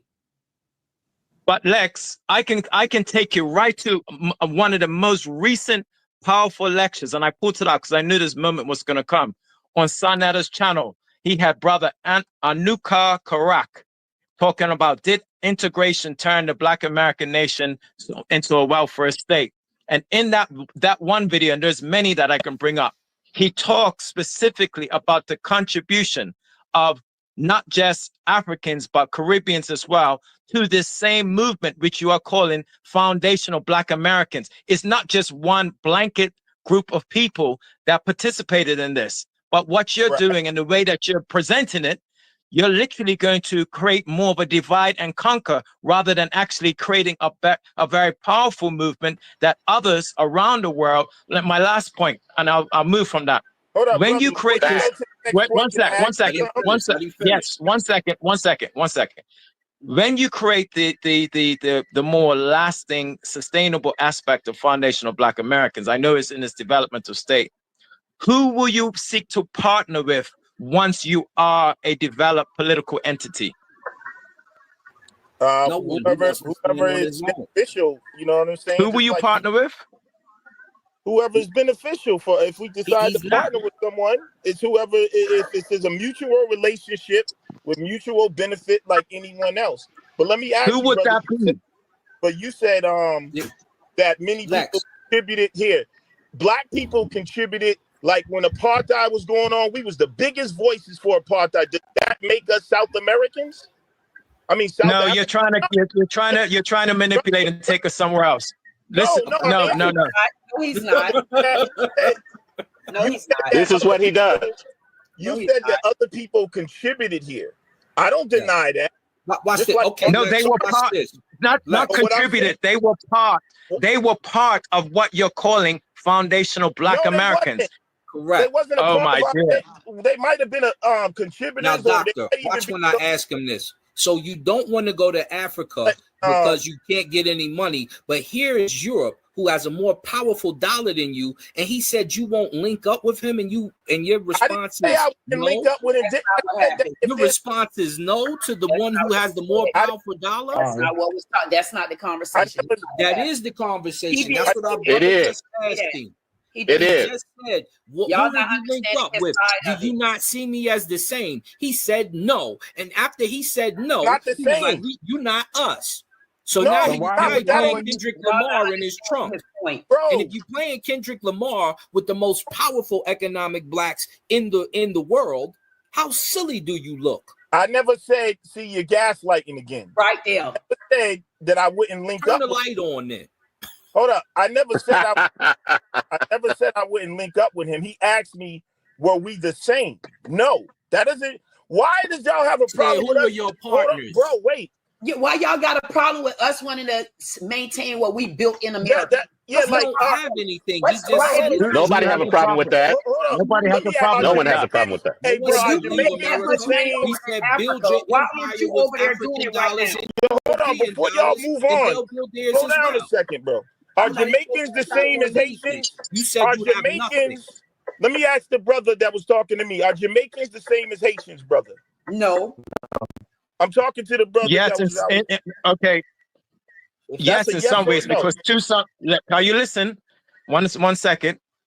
Yes, in some ways, because the spiritual leader of the Haitian Revolution was a Jamaican. But no, What in does that general. gotta do? Tell a Jamaican that then. Tell a Jamaican that. Tell Bro, a Jamaican Jamaicans that. and Haitians are not the same. They're See, not. this is the problem. This is how I know they're not. y'all want to tether, because what y'all should be celebrating the fact that foundational Black Americans are loving themselves. Why does it offend y'all that we just say we're different? We got our own thing. We got our own style. Why can everyone else? Who said that was a problem? It's Whoever because said that y'all was a want to problem? tether off of us. Nobody said it was a Let's problem. keep it It's your real. division with the Africans is the problem. Yeah, you That's just what it making is. It's not a stuff up. No one division. ever It's said never that. a unity, bro. Why should we be the only one putting everything together? We're not. You're not. You're not. Who is? So everybody else. Why am I the only one being muted? Nah. You're not. Sam, you Yeah, with me? believe me, you're not the only one. I'm muting everybody who's keep talking over everybody. So you're not the only one, Sorry. brother. Everybody. But listen, we in the closing part. I'm gonna go around, give everybody a minute to close out. King J, you got a minute to close out, brother. Peace. Yeah, I definitely came in late, but I definitely enjoyed the build. I'm not too familiar with the brother, the FBO brother, but I definitely agree with some of the points in regards to staying here in this country and building, what we do have here in this country. I would say, like, basically, like, if you ain't on shit here, you ain't gonna be on nothing in Africa neither. You know what I'm saying? So, but I do agree with some of his points, and that's about it. All right, y'all can see yourself out when y'all get it. All right, let's go. Let's get Baba. Baba in here. Baba in the building. Elder with the wisdom. Let's go. Okay, I'm gonna get out of here. I'm gonna ask one question. How many of you are on the panel is familiar with the 1871 Constitution that was put in order? 1871 United States Constitution. Oh. We're not saying because we're arguing about Build what we on it, are. Bob, because we're not supposed to come off. Yo, he's closing out, y'all. Nobody should be talking. The so-called United States is a corporation, it's not a country. It's a corporation, and you're arguing over a corporation and not a country. There is no America anymore. They lost it in 1871. All the banking cartel took it over. America owns China, everybody money. They in deep debt, and we're arguing over a house that's been bought by somebody else and moved in. China owns 14 of our major imports and things to do anything with, and we're arguing over that. We talk, and we need an exodus, but where you gonna go? Where you gonna go? Remember, 1871 United States Constitution. Look it up. The banking cartel bought it. They own it, and they control it. And the Federalist movement control all the land. America's, the book say, a borrower is a slave to the lender. The whole country is a slave because they done borrowed money from everybody on the planet. My next question is, how many of the group has a seat at the UN to discuss world establishment as a nation? And I'll leave it at that. All right. Thank you, brother. All right. Dr. David is on you, brother. All right. Just to close, thank you. Thank you very much, brother sa.neter. I want to say this, that Lex spoke earlier and he mentioned a word, mumbo jumbo.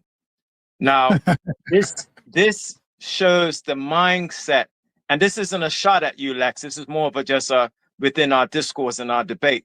This shows the mindset of what's been done to us as a people. Go and look up and research the origin of the word mumbo jumbo as a negative derogatory term, and you'll see what they've done to us. You had Marcus Garvey, Pan-Africanism. You had Kwame Nkrumah, Pan-Africanism. You had support for Ethiopia. You had the 60s and 70s, the dashikis. But something happened in the 80s. In the 80s, they started giving us those cartoons. You remember Bugs Bunny, and you would see the Africans with the bones in their noses, and they'll have people in pots. And they started to turn all of that consciousness and all of that togetherness. They started to make Black people around in America turn against each other. And so this is what we need to make sure that you're not going to do, Brother Lex, with the FBA. We need for that to be a source of unity and a model for what other people in the Caribbean, for example, are fighting against colonialism. You talked about our Haitians and Jamaicans and Trinidadians. Are we different? Are we the same? We're different, yes, because of colonialism. And that's what FBA sounds like to me. Just another form of neo-colonialism come to divide and conquer. Thank you, brother. All right. Let me go to Queen. Queen at 6'2". You 6'2"? I'm 6'2". Damn, you tall. All right. That's fire. That's fire. Queen, I hope you come back again once again. Thank you. This is my first time seeing you over here. You're welcome. You're welcome back. You bring that fire. You bring that information. So hopefully we can see you again. All right. Please come back, Queen. I definitely look forward to coming back because listen, they're not gonna bully me out of this 6'2" seat. They are not gonna bully me. They can say what the hell they want to say because they done bumped. Are you a former basketball player? Yes, I used to play basketball. Oh wow, look at that. I'm an only girl. I got all brothers. I'm raised by my dad and no women. Okay. Yeah. So listen. All I want to say is this. I mean, we could throw all the innuendos that we want to throw about the United States say this, and you got to go over to Africa for that. I mean, we can do all those things if we want to, but I can only tell you this. It seems like whenever there's a fire, we the one started it. When it get put out, we the one put it out. So if the United States is not that much, I want to know why is it that other countries are raising hell, but we're the one that put the water on them. We're the one that put the fire out. We're the one that makes sure that we get their ass back line. We're the one that Ukraine. What happened with Ukraine? I mean, wasn't there just a recent war from the United States that don't exist? Something just happened. And I feel like if we can get some of the immigrants back to where they belong at, maybe we can see a better growth. Maybe we can see that there are not just white voices, but Black voices as well. So going to other countries to do what? Yes, I would like to go to another country, especially if I could go over there and take over, but say it in that manner. Don't say it in the manner of, oh, you just go to another country, then here you make it. Just like y'all say you go to Hollywood and you make it. You struggle everywhere you go if you don't put your best foot forward. And if we send some of the immigrants back and stop taking care of so many of them, taking our money away, maybe they'll go to their country and learn how to build over there instead of sucking up and leeching. Now, yes, I would love to go to Africa, but I still am from America. We all got a line that come from somebody else in a whole nother country. I'm pretty sure if I go back 1,000,000 years, I got about 3-4 aunties over in Jamaica. They don't know me. Okay, so what's the big deal? Either you're in the United States or you're not. And I just find it so surreal that every time we get someone that's a foreigner, why do they get so concerned about what Black Americans do? If y'all can come and take over and do what you're doing, stop trying to preach and teach us stuff, and you're still coming over here and you're learning from us. Thanks for welcoming me. I appreciate that. Wow. I like everybody. That's my baby. Thank you. Peace.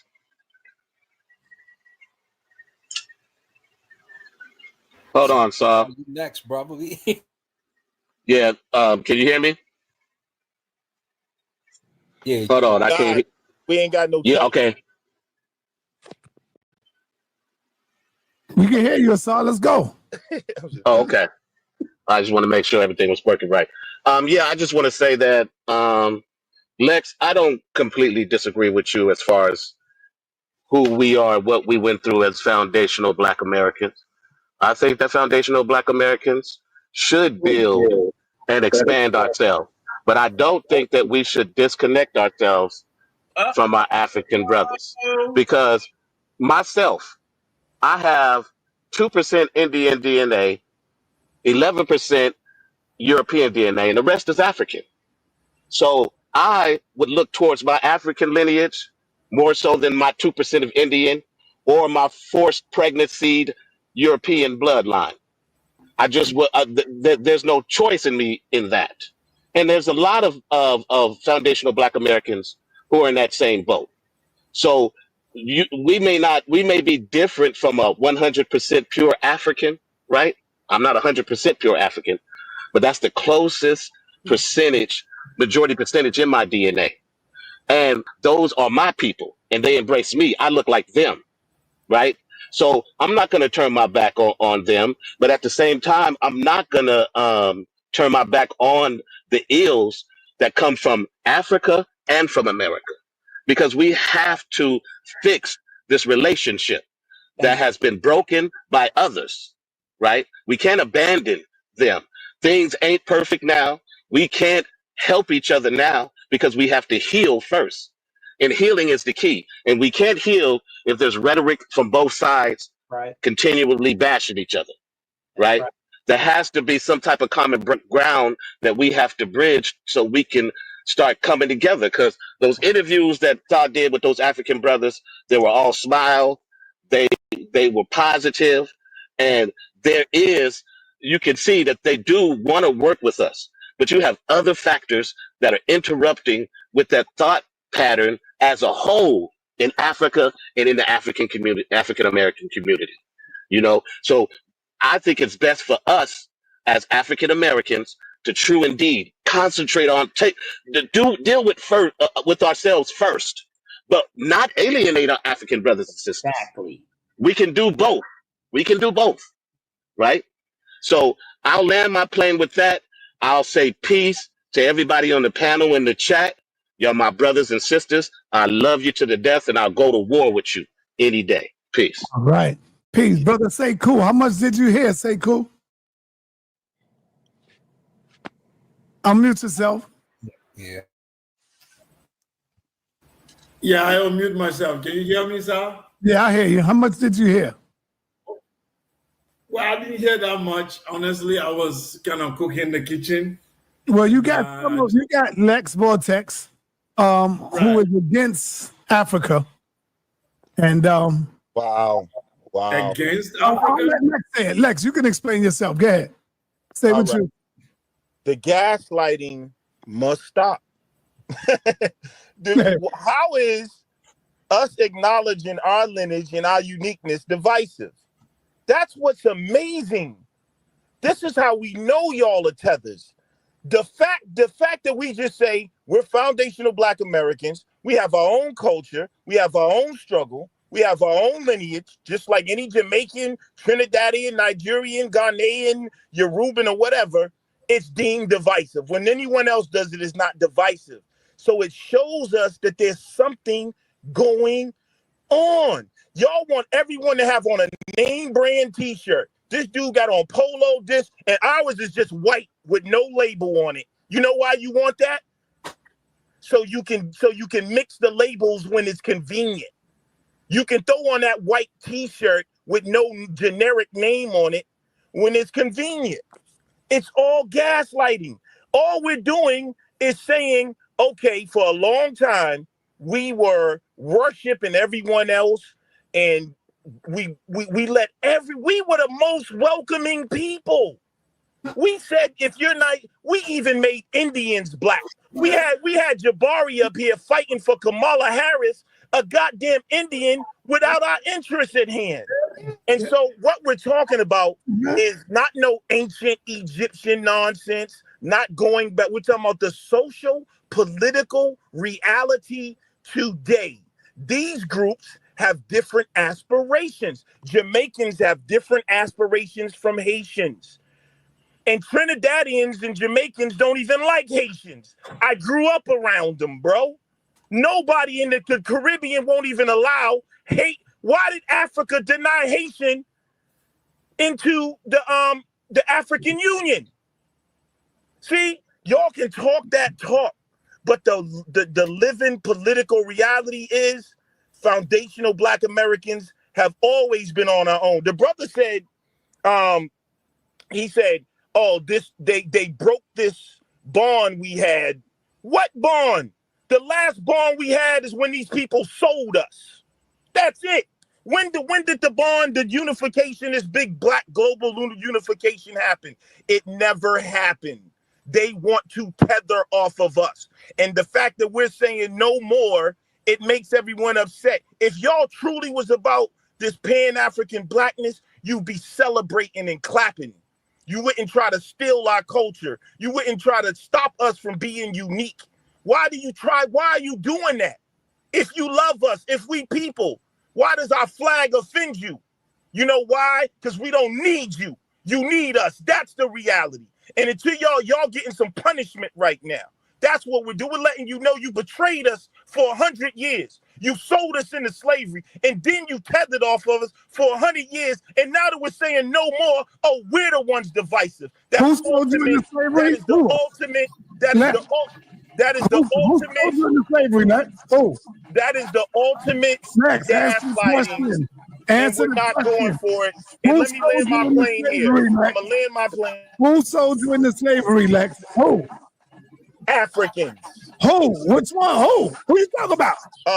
The Yoruba, the Dahomey, the Fulani. Nah, brother. You wrong, brother. No, you I'm wrong not, bro. I already broke that down. But anyway, hold on. Stay cool. So now you hear his argument. So now you hear his argument. What do you think about what you're hearing, brother? Yeah, thank you very much, sa.neter, and peace and blessing to members of this panel. Again, I will begin by saying this man was just yelling and he said nothing. You know, it just talking too fast and yelling without making any sense. So he started first of all by saying that their FBA is unique. I know from that hairline you're not from my lineage. Come on, brother. Come on. When you were talking. Right, he didn't talk at all. So you have to respect me. No, sir, you actually cut me off, sir. Lex, you're bald-headed. Stop. I didn't cut you off. I never spoke to you. Cut me off. Saw cut me off. Your barber cut you off. You ain't got no hair. You talking about his hairline. Let him go. Y'all stop. Come on, man. Stop, So y'all. let me just land my plane on the land your plane. Go ahead, Lex. Land your plane. Yeah, before the tether comes in with the hairline, what I want to say is there's never been a unity with Black Americans and Africans in the way y'all are talking about. It's always been a one-sided relationship.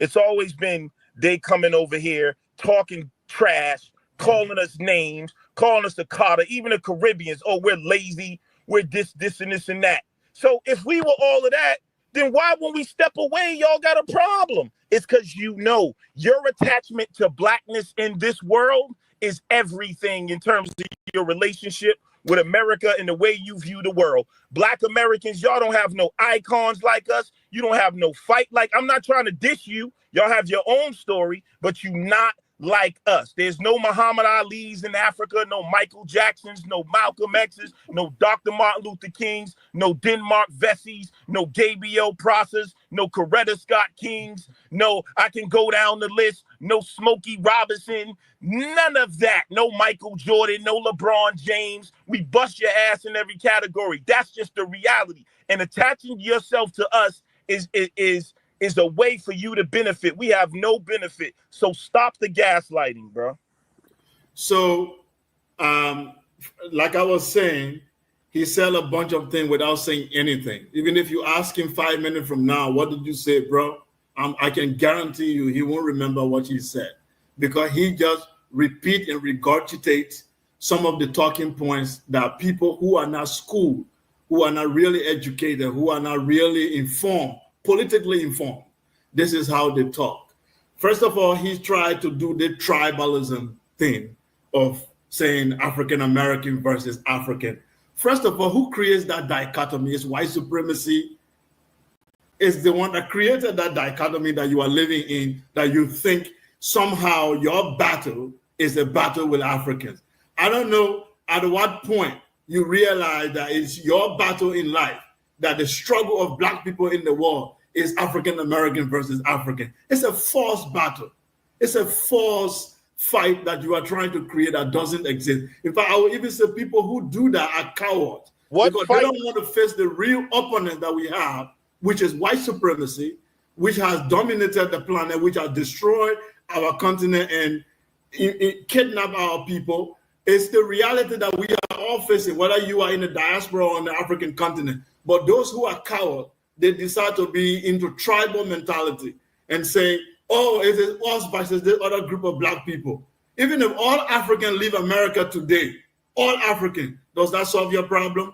If all black Americans leave Africa, does that solve African problem? So it's a fake battle that I'm not into it. And he said, Africans sold us. Who are the us? And who were the Africans in 14th, 15th century? Do you find any Yoruba moving around? Because I find go on Brother Matthew Phillips' show, Brother Obadele Kambon, Dr. Obadele Kambon, he just did a show on that.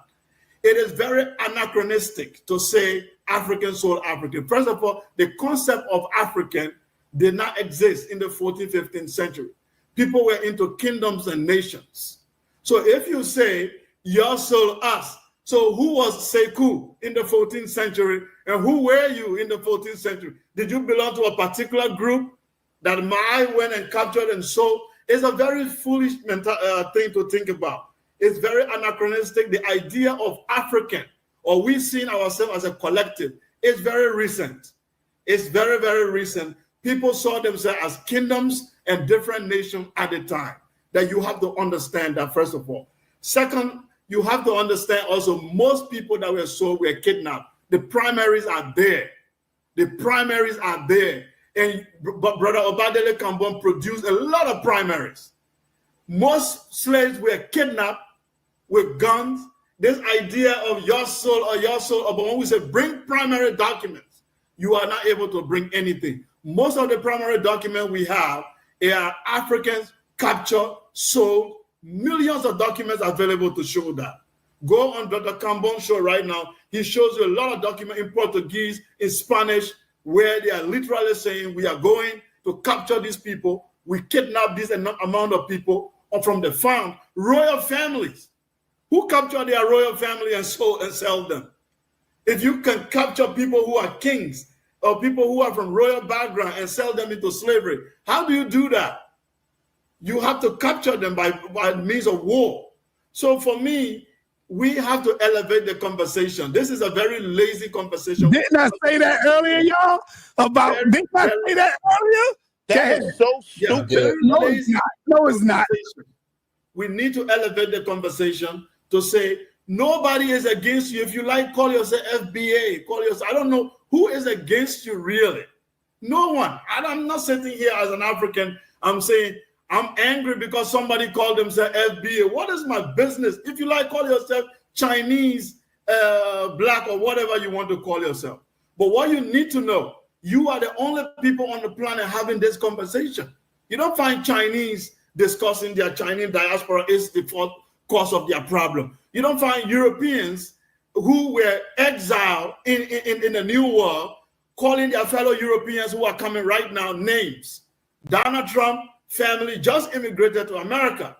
They met the other white people who were there, who were brought there by the British. They united under the idea of white supremacy, how they can be on top. What is the advantage to you? To unite with the rest of the black people in the world or to divide them? Do you gain more power by segregating yourself into a little group and say, oh, we have Muhammad Ali, you don't have Muhammad Ali? That sounds like a house Negro plus the field Negro story. Oh, I live close to the white man. We eat more food than you guys. I'm the only black guy living in a white neighborhood. I'm the only black guy who drives a cyber truck. You guys don't have cyber truck. You sound like a kid. That's not a conversation. If you have Muhammad Ali and Africa don't have Muhammad Ali, well, Chinese don't have Muhammad Ali, but China is the second greatest nation on earth. Russia doesn't have Muhammad Ali. Russia is one of the most powerful countries. Why are you making childish arguments? Let me respond to him, sir. Yeah. Okay. You don't have the basketball player. We have the. That's like my 6-year-old son having an argument like a toddler. How can we be adults and be sitting here discussing this? This is like children. So what I'm telling you, we need to look at Black people being allies of each other. Does it help us politically, economically, or segregating ourselves help us? And I can tell you, with anyone who has political knowledge or understanding of political science will tell you the solidarity of Black people is the only way we can easily win battles. And Malcolm X showed you that. Why did Malcolm X go to Africa when he formed his organization to go and unite with other African nations and see how he elevate the conversation to the UN? Hey, Muhammad Ali went to Africa.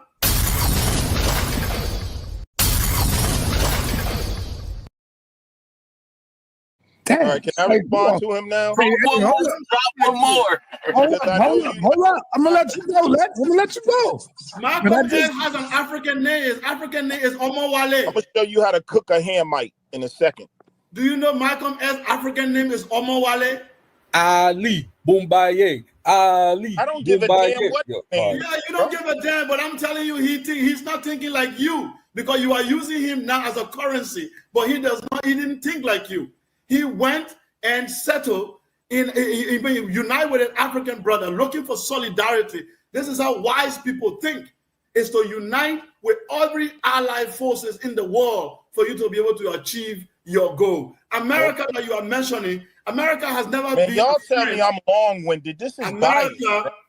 I recommend you to read this book. I don't know if you like reading. White Malice.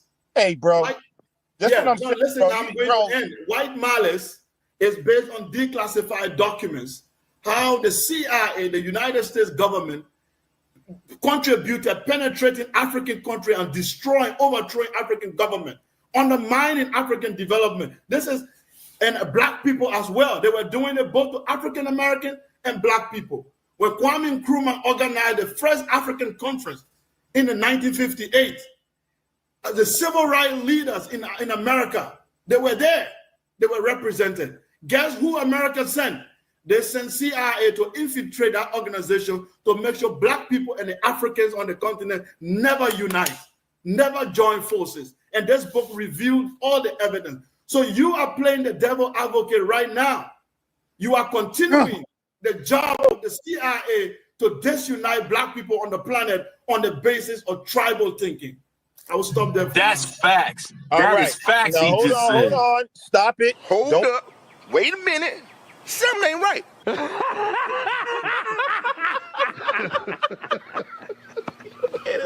Hey, I just want to hold on.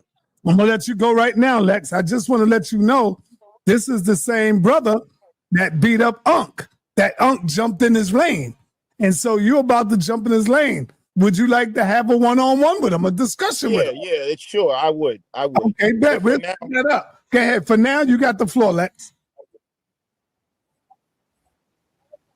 You got the floor, brother. Lex, are you there? He might be having difficulty. Every Black person that Lex Vortex mentioned is the white supremacist construct attacked every single one of them. Let me get Brother La before Lex come back in. Brother La, what up? And then don't forget I'm up here, honey. Peace to everybody.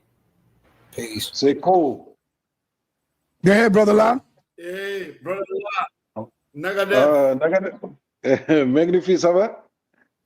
Jamarek, wallahi, magnifique. Nagalegevi. Wow, Allah bahana. Yalla bahana. Wow. Alhamdulillah. I just wanted to tell you, brother, shukran.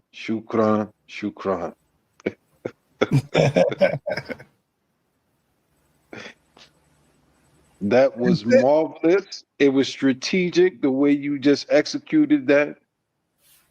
I'm thankful for all the people that were wondering what I was just saying to him. I was having a dialogue with him early in the conversation in our African language, which is named Wolof at the beginning of the show by Senegalese people. That being the case, I have to turn on to say, brother, thank you. That just made my that just put a smile on my face and made my heart smile. Thank you, brother. All right, next, you're back. You got the floor, brother. Yeah, so he lied about that. African leaders and even African queens and queens have admitted that their wealth came from slavery. And these people were going to war with each other. And they were capturing other people from other tribes and selling them. Now, if you're trying to tell me that's a lie, you are a liar, bro. And you know it. Somebody was selling people to these Europeans and Arabs. And it was African. Maybe they wasn't called African at the time. What difference does it make now? They are the people. You know who we're talking about. You know what place we're talking about. We know the tribes that did it. Okay, and that's how we got over here. So the Africans worked with the Europeans and the Arabs to sell people, you know, and all of us didn't even come from the slave trade. Some of us was already here. Second, he talked about, you know, all these people who was involved in Pan-Africanism. He tried to throw Malcolm X in there. What came of it? What came of it? Nothing.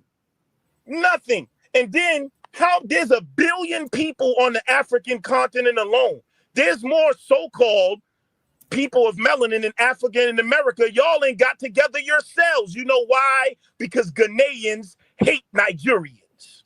I have a Ghanaian friend, and he tells me how his father hates Nigerians and blames the Nigerians for certain conditions in Ghana. But you want to come over here and gaslight us talking about I'm being divisive.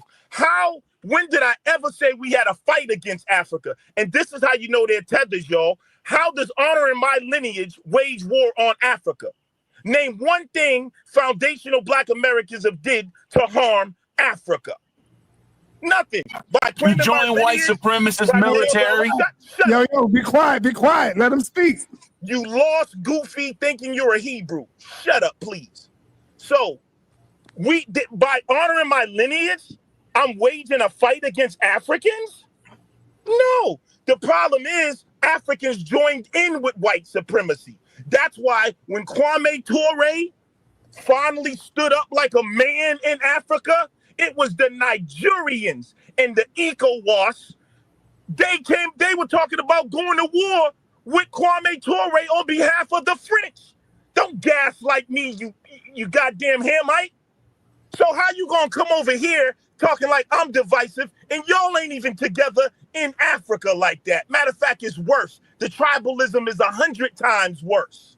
And we already accepted you. So how am I being divisive by honoring my lineage? Not at all, sir. You're a liar and you want to benefit off being Black. Second of all, when I mentioned the great people in my culture, it was not to be childish. It's to let you know I have cultural pride in my people and what we do. I'm not downing you. I'm sure Dikembe Mutombo is a legend in Africa. You should big him up. I'm telling you, he ain't got nothing on Shaquille O'Neal. That's cultural pride, sir. It's not, and just because I acknowledge my lineage, how am I waging war on Africa? Not at all. Again, then we look in the modern day. Let's look what's going on right now. If I'm from Africa, I should be able to get on a plane and just say I'm back home. And my brothers should say, welcome home. Even with the Mexicans, in America, when the Latinos do you know they wipe their records? Give them a new social security card, a new start, a new life, and they're not even, that's just people coming here. But I can't easily just go to Africa and you know why? Because you call me a Kata, Jareers, and all that stuff because we're different. So don't and then you want to talk about do I read? Bro, I've read every book I'm sure you ever read. All Dr. Ben's work, John Judy Clark's work, John G. Jackson's work, any work, Sheikh Anta Diop's work, all of that work. Dr. Amos Wilson, I know all about Pan-Africanism. And I'm telling you, it was a pipe dream. That's what it was. I was into it until I realized that your people do not have the same sentiments. Now, you can get on here and say that on the internet, but when we react in real life, it's different. The social political reality is different. And then he said, do you become a more powerful group by isolating us? Actually, we do. In this environment, in America, we ain't concerned about y'all over there, right? See, that's what you don't get, and that's what's worrying them, y'all, because they need. I know we concerned about what's going on in America, and in America, being black and having everybody be black is not beneficial to the real black people. You know why? Because when a Nigerian goes out here and shoots somebody, that's a black statistic. See, they'll be, it becomes black when it's negative. But when a Nigerian goes to college, oh, the Nigerians are doing better than the blacks.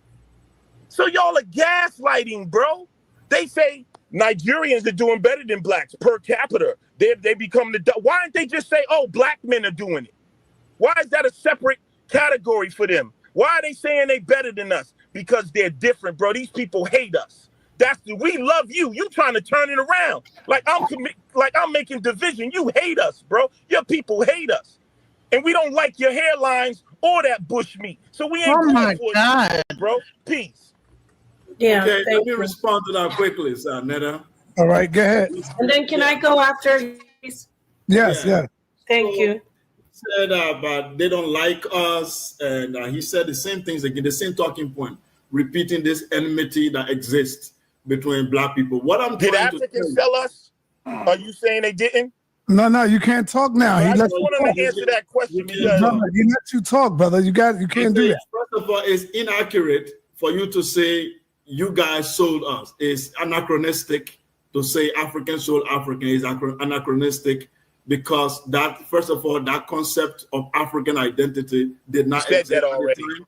Kingdoms were fighting against kingdoms, and people were capturing their prisoners of war and do whatever they want with them. That is one point. Second point, mostly were kidnapped. There's evidence to it to show. I don't know if you have read the letter of King Alfonso of Congo that he sent to Europe to tell that the Christians were coming here with the ship and kidnapping, taking the people, and he does not want it to continue. That was an African king, and he was against it. There's so many of the Europeans themselves left notes behind. And I urge you to watch the video, the primary document that was shown by Dr. Obadele Cambon on Philip Matthew's show. He showed you a lot of documents where the Portuguese left document that they were literally going to kidnap people. Now, this talking point you are repeating, I'm telling you, is politically motivated. These are politically charged terms created by white supremacists and the media. You just said right now when a Nigerian gets into, when he commits crime, they put it on the black statistics. But when he graduates, they call him Nigerian. Who is the they? It's the media. What media? The white European media in America. Do we black people have a media to name ourselves, to give our own statistics? The Africans that you are talking about to say, oh, have you read African intellectuals writing where they exclude the African diaspora? You said you read Cheikh Anta Diop. Did Diop exclude when he was writing about cultural identity? Did he exclude Black Americans or diaspora to say they are not part of Africans? You said you read African scholars. What is their position? But what you do, you pick up talking point on the street of people who are now schooled and use it as if this is the mouthpiece of African people. So when you put a YouTube on right now and find one YouTuber that says, oh, I don't like African Americans, say, oh, that's the African right there. He doesn't like African American. Well, I can show you hundreds of videos of people who call themselves African Americans say a lot of things. I've even found on the Hebrew channel that even showed that African people are Negro and they are the real black people, showing this fake pseudoscience evolutionary pictures to say this is how African evolved and they evolve, how we are ugly and you guys are more, you have European DNA, you are more handsome. Ridiculous things and things like that. But I am well educated. I've read books by African American intellectuals, so I'm not fooled. I'm not reading, I'm not looking at those talking points on YouTube as if that is the opinion of African American people. No, I don't do that. I look at the scholarship, the culture, the history, and I go beyond the talking point of people who don't have any understanding. So what you are doing, you are picking talking points of people who have no understanding of our shared history, of our common history, and our common struggle. What I'm telling you now is that America is just an institution that calls itself America today, and you have a citizenship called passports. The day the white men go get angry at each other, they can tear that institution down. You will call yourself something else by then. Okay? America can disappear tomorrow and you will call yourself something else tomorrow. What I'm trying to say, the solidarity of black people is what matters, even on the continent. The tribalism you mentioned, that's true. Tribalism exists on the African continent. Who is denying that? In fact, it's one of the impediments to our progress. And this is the same tribal mentality you have right now. It's the same tribal mentality you are criticizing in Africa. It's why you are demonstrating right now. You are unable to see beyond your tribe. You are unable to see our common interest beyond your tribe. That's what is suffering. That's what is bothering you. You think like an average tribalist in Africa. He thinks his tribe is under threat. He thinks his tribe if the resources is not given to his tribe, then there is a problem. If his tribe is not in politics in the position of power, then there is a problem. He fails to see beyond his tribal identity, to look at the national and international black interest. That's where I want you to evolve to that level. I'm not against your FBA identity. You can have whatever identity you want. But can we have a common black interest globally? Europeans are doing it. What is NATO? The difference NATO is a European alliance. There is no Chinese in NATO. It's white people. Hey, mute out till he they cannot pay you reparation, but they can give billion to Ukraine. They can't give you reparation, but they can give billion to Israel because you don't matter in the equation. That's what I'm telling you. It's not because it's you, it's all of us. Black people anywhere, white people will always create a system where you will be at the bottom of the ladder. That's the argument. And we are saying we can be in solidarity to each other. You don't have to be African if you don't want to. I'm a Mandingo man, but the most important identity to me is not Mandingo, it's Pan-Africanism. It's African global unity. Because that's what will scare, that's what will make me to be equal with the Chinese. That's what will make me to be equal with the European. It's not my Mandinga-ness. Who knows a Mandinga after I leave Africa? Nobody sees me on the street and say, that's a Mandinga going over there. They'll say, that's a black man going over there. So it is that identity that I try to empower. If I go to a place where black man is not empowered, it doesn't matter whether I'm African American or Nigerian, I will have the same challenges. Where they shoot a black man in New York, I scare a Mandinga African will not survive there. So you can see we have a common struggle. Can we build an alliance towards that common struggle? It's all we are saying. You can call yourself whatever you want. No problem. How many Nigerians are being shot down by the police, bro? This is what I'm saying. It's still gaslighting, bro.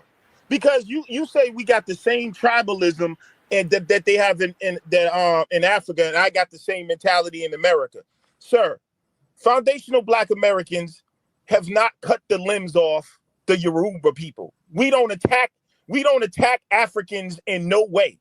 We don't try to. This is what I'm saying. He's trying to change it. What's the murder rate in Chicago, Max? I'm waging war against Africa. And what I'm saying is, I know you're a tether because the fact that I'm honoring my lineage, you're saying I'm waging war. No.